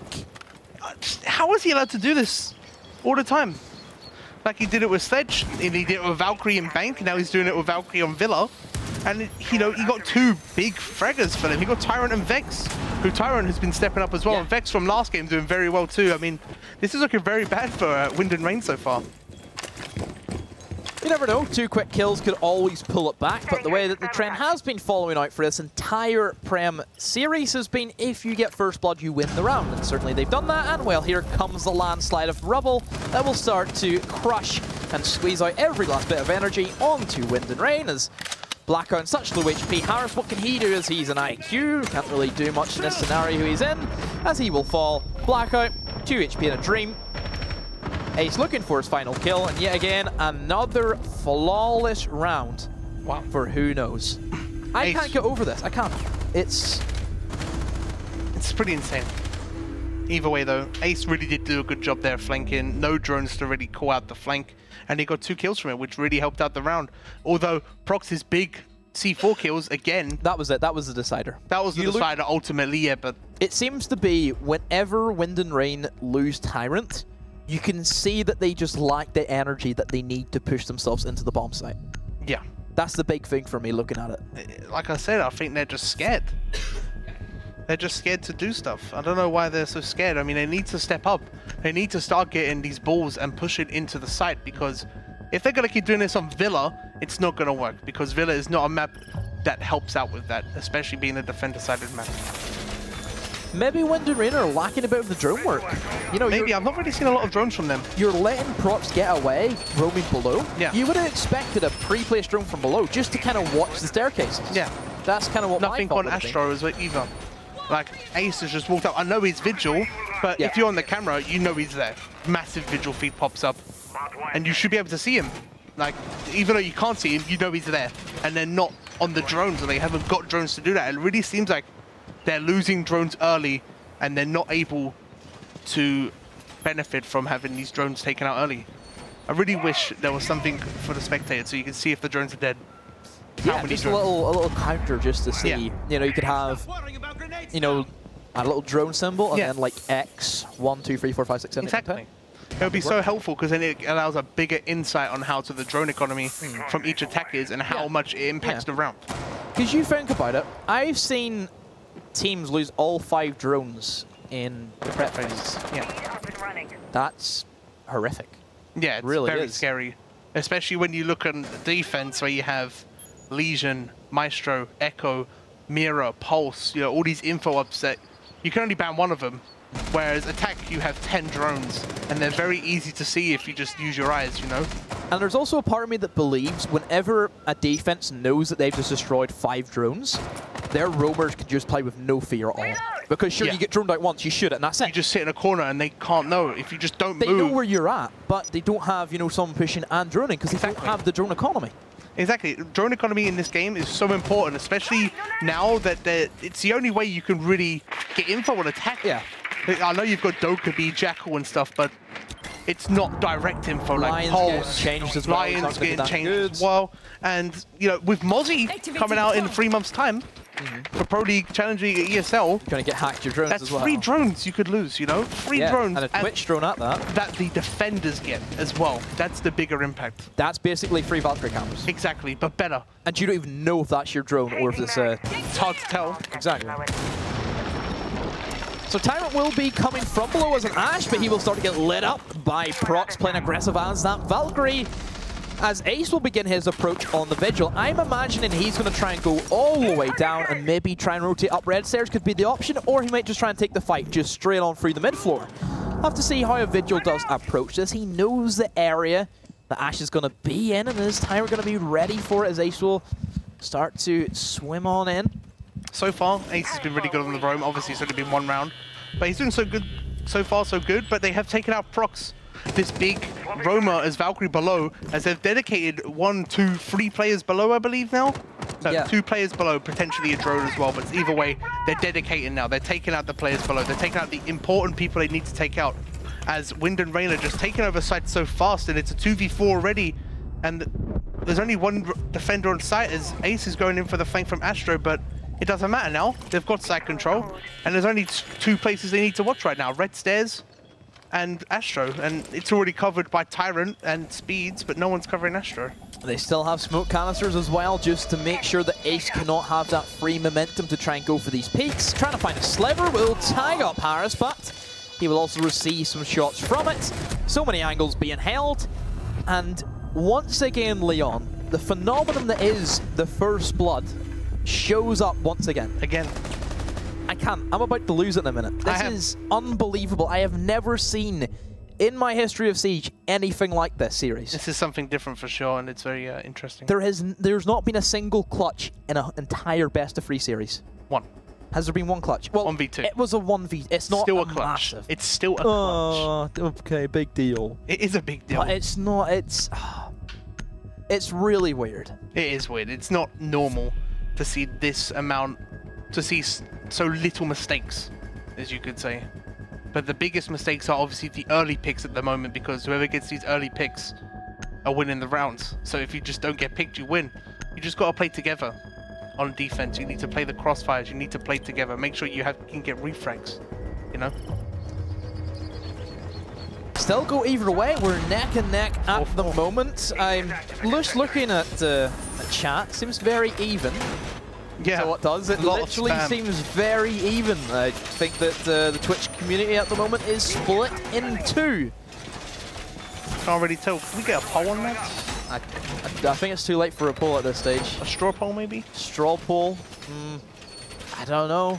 That's really close. We'll never know. We'll never know. Who knows? I don't know. Just back to it again. Either way, quite the quirk we have. They're back at Trophy Statue, even though they just lost it pretty convincingly. I don't see why they're not trying out a different bomb site like Kitchen, Kitchen's a great site, but people seem to, I wouldn't say neglect, but they underappreciate it, I think. Well, looking at the Kitchen defense, we've only seen 1 of those so far, and it was a Who Knows attack where Wind and Rain did lose. And, looking at Trophy, it has been picked, this is the 5th time being picked. Yeah. So it has 5, and then Kitchen being picked once, and then we also have AVG being picked 3 times. Yeah, it's pretty bizarre, I'd say, how much statues being picked, considering there's so many picks as well. That means they might be losing quite a lot as well. I'm certainly sure that we're probably going to see over the 50% mark of seeing a trophy and statuary being picked. Which, again, like you noticed, you said AVG was the favourite. Well, from your understanding anyway, but certainly inside the Premiership, trophy and statuary is where all the action is. Yeah, it's very surprising, honestly. I mean, Avian and Games Room is a very favoured site. It's very defender site, or every bomb site is, but, you know, it's just a comfort one. You know, everyone likes it. Everyone prefers to play there, but not inside a Prem. It's a different story. And that just shows the different sub-regions and what playstyle they have in unique ways. The UK scene. UK scene, who would have thought it? Not just the EU scene, we have the UK scene. We're going even deeper. We're bringing it alive. You know, you always had the EU, NA, Latin America, APAC. No, now it goes Latin America, NA, APAC, EU, and then it has like the little drop-down bar, UK. UK, yeah. That works. It could also work with everything, because, you know, different playstyles, different method. Germany. You know. Yep, every sub-region. Oh. Well, first blood. So what does this mean? Wind and Rain. Wind and Rain win. And again, they're hunting Prox below, and he's getting hunted, but he's always alone when he dies. No one's there to support him. Yeah, again, they're still being very separated. Ace, however, did manage to find Tyrant, who won his 1 versus 1. Very big pick down the Ash. Of course, it's going to be a massive one on Tyrant, who we know can just pull up that 2K out of nowhere, can completely snowball and spiral out of control. But still, Ace, a minute to go. Already a minute to go, and nothing's really been done so far by Wind and Rain. They have only just started to try and take control of Astronomy, so this is where we could see the Maestro come into big effect. We know those Maestro cameras can get intel. They have a dead player who can constantly feed that info, and it comes down to gunfights. Ghost will start to be pressure, but has that deployable shield. And Nade will also be cooked, but misses it. Ghost barely misses that on the headshot. Another flash grenade will be tossed out, and that will fully blind Ghost. I'm sure he will be screaming for help, but still, he stays alive. Ace will find Vex. Harris with the double. Onto Fums and onto Ace. A 2 versus 3. Ghost still alive. That deployable shield working the magic as Nathan lurking outside off the door. Speeds will finally eliminate the Maestro as it comes into a 1 versus 3. Speeds is going to be right beside the Jaeger as he will win that gunfight. Blackout comes off the diffuser, and that will be a throw round potentially. Yes, it will be. No, Blackout pulls out of thin air. That was almost certainly a who knows when, but a millisecond to go. Blackout, massive from the Habana. Very well played from Nathan despite that end result. Unluckily though, who knows, Wind and Rain do win the round again. They got the first pick, and it's now 5-4 for Wind and Rain. But what I don't get from Who Knows right now is, you've got Prox, he's getting these big plays, big frags, but you're not supporting him. You're leaving him alone downstairs, and that's happened twice now, and he's died twice. It's either the strategy that they've went for, where they're sending Prox on a mercy mission. You know, we've seen him just get double kills roaming by himself with the C4s. I think at this stage, we finally see Wind and Rain investing into going for the hunt. Yes, you do. We've seen them didn't go for it, ended disastrously. We've seen the double C4 kill come out, that completely shut down the round from there. So they are putting in more commitment, which they may not be ready for. Maybe on this room game, we may see Who Knows support each other, or maybe it's due to the fact that Ace is doing well as a Vigil. You know, it's kind of, if you're going to support one another, it means it's very simple for a clean sweep of an attack because you're very close together. If one roamer's on one side of the map and a roamer is on the other, that means you have to put double resources in and also spreading out your resources to try and clear out both of them. Or you could just leave one and get the the stronger guy like the Prox as well and leave the guy later for the flank. But as long as you've got these drones, which Wind and Rain don't seem to really be having, Proxy's getting these big frags because of the lack of information from Wind and Rain. Whereas, on Villa, you can leave 2 people on site ultimately. I mean, it's a very defender-sided map. If you put 3 people where they're pushing, it's very hard for them guys to push. And by the time you know they're rotated, you can just fall back to site because it's such a spread-out map, a big map, is that you'll hear them drop or rotate because of how loud it is as well. Like, the sound is very echoey and it's not really distinct. So you can tell when they're outside or you can tell when they're below. And you know how far away they are as well. Another thing looking at it is we will head back to AVG. This has been the only bomb site we have seen Who Knows defend, where it was, again, that double kill from Prox came out of nowhere. Yeah, to Charmin. Got on the win.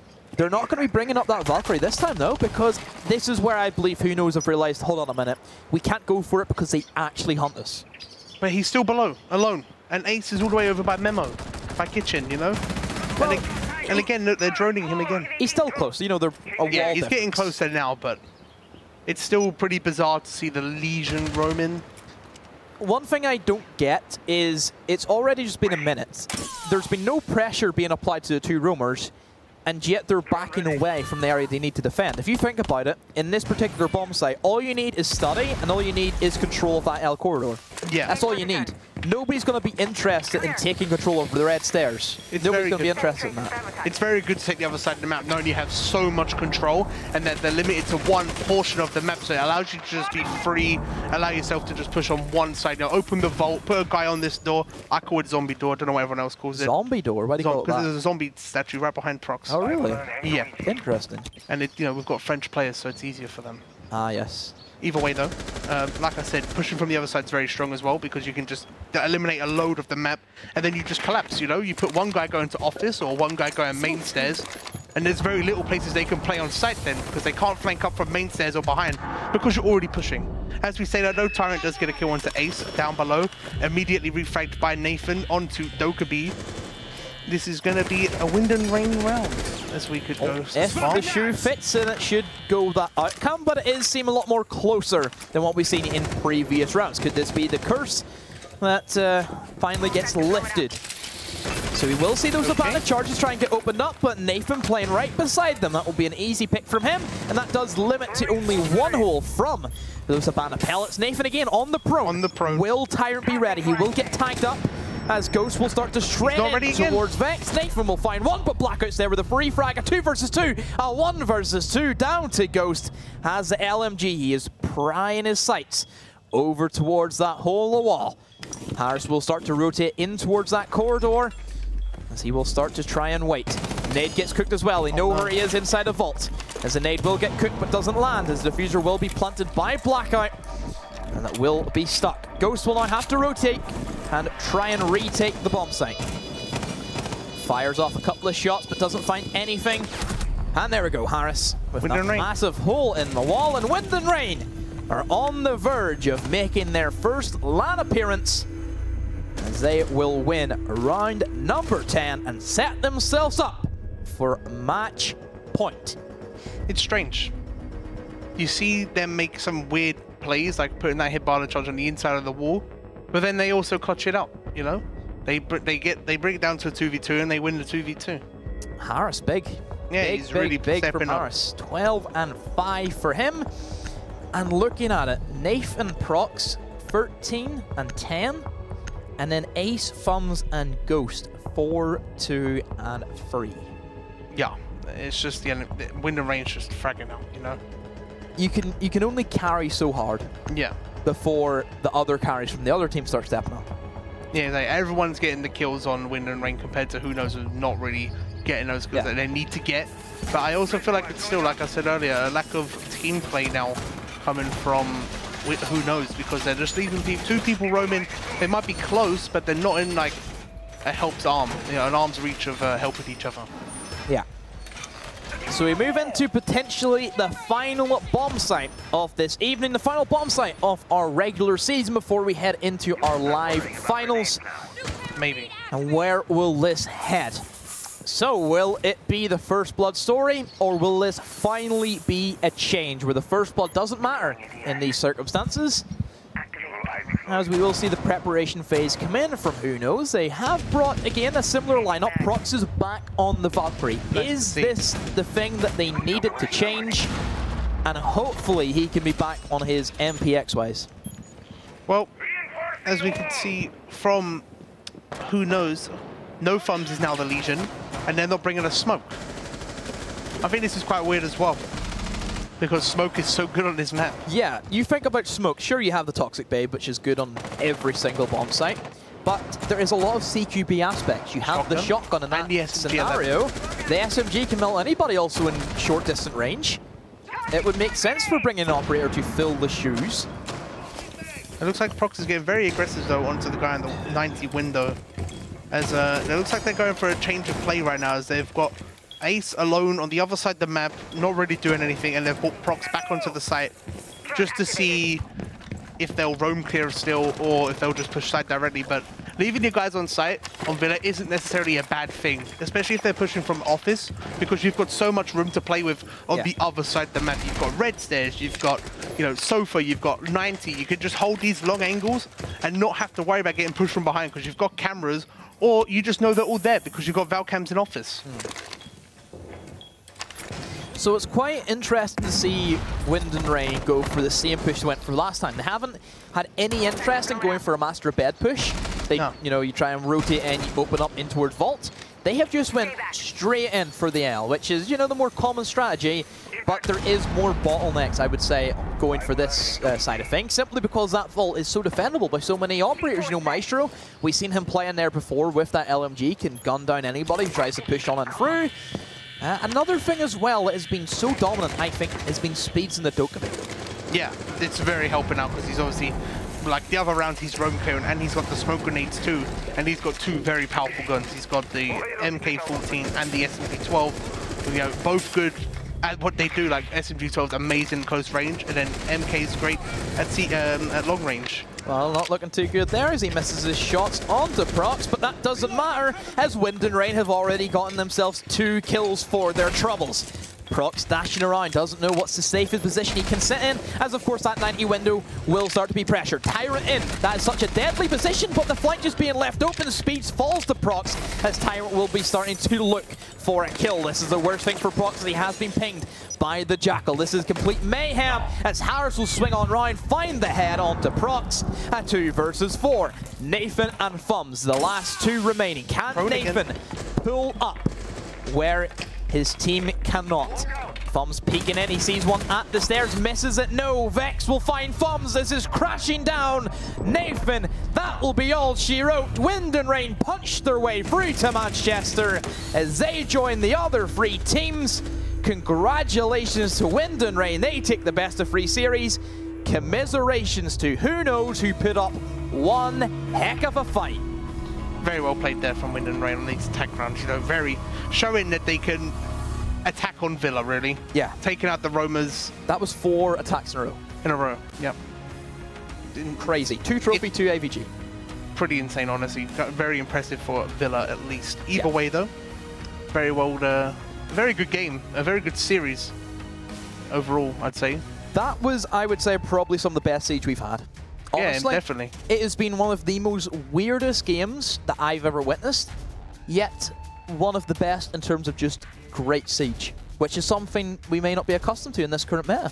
Yeah, definitely, especially inside of Prem, where the meta does seem to be a bit different in other leagues, like Challenge League and Pro League, so it's very refreshing, you could say, to see this type of play.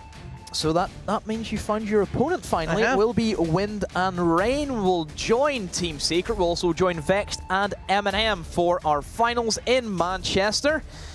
So how about we look at everything that occurred inside of our playoff bracket? How does everything shape up going into our LAN finals?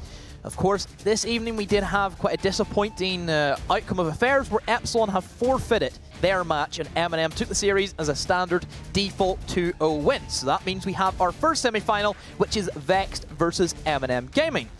Then we look over Wind and Rain, going all the distance against Who Knows, who put up, again, such a fight.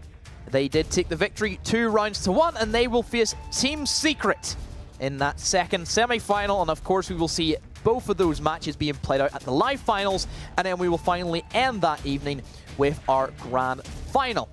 So that is going to be us done here for this evening, but still, if you want to try and get yourself your ticket for the Manchester finals to see all 4 teams that have been confirmed, well, there you go. You can check out the link and get your tickets while they are hot. And of course, we still have our promotion series, which is still taking place every single week, that you can have your chance to try and fight through the ranks in a very serious and week-long event where we have you know, teams battle against each other in kind of the CL format, I think is the big one. I think it's follows the CL format where it's like points-based for every week. Yeah. Yeah? And then, of course, you will then fight your way through relegations against teams like, I believe it's Unnamed, and also Flylo will be your teams you'll be facing in that, where they still have a chance to try and come back. So, yeah, that's basically the promotion series. Get yourself in, and possibly you may be here next season competing for a chance to go to the finals. So, Leon, that's going to be us done for tonight. Yeah, great night. It was a good night. You enjoy it? No, I definitely enjoyed it. So I'll come back sometime more. Yeah, so that's going to be us done for tonight, guys. Of course, thank you to our sponsors. Of course, we have AOC and PaySafe Card, and also we have Intel as our main sponsor. And of course, without them, then this could not be a thing. So thank you very much to our sponsors. But that's going to be us done for our entire season here, but we will round it all off with our grand final happening in 2 weeks in Manchester. Still, get your tickets while they are hot. Until then, that's going to be me signing off. It's going to be me, Leon, signing off. Until next time. Have a good night, guys.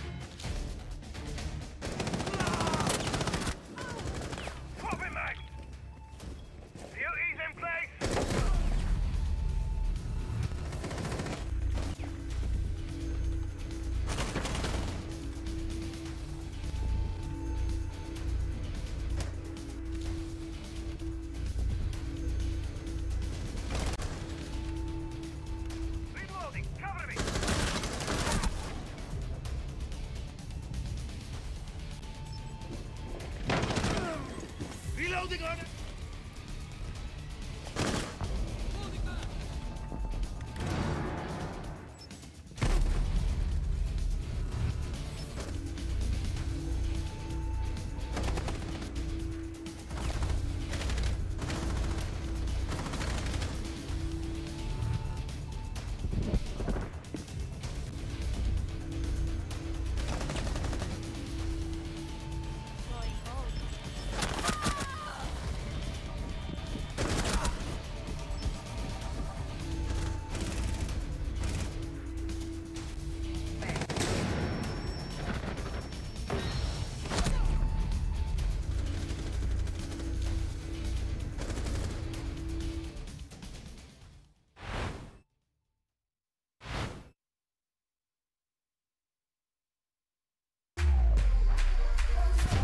Think she can't get a last-second clutch?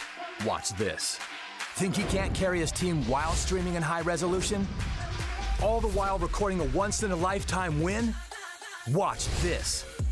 Think leveling up only happens in-game? Watch this. On Intel Core i7, they'll rise to every challenge. Now it's your turn. Game, record, stream without compromise on Intel Core i7.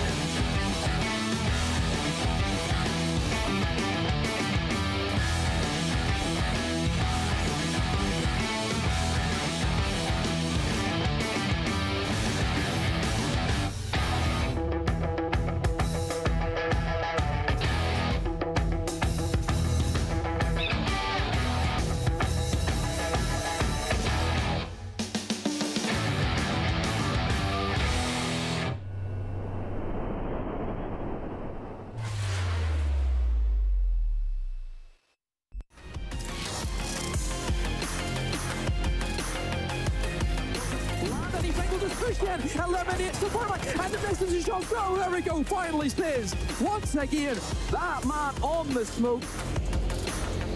Pretty quick Stiz gets one, can he be finished off? Yes, he can. And Team Secret will be your ESL Rainbow Six Premiership champions. You ready? Huh? Hey, easy boy, huh? You ready? Huh?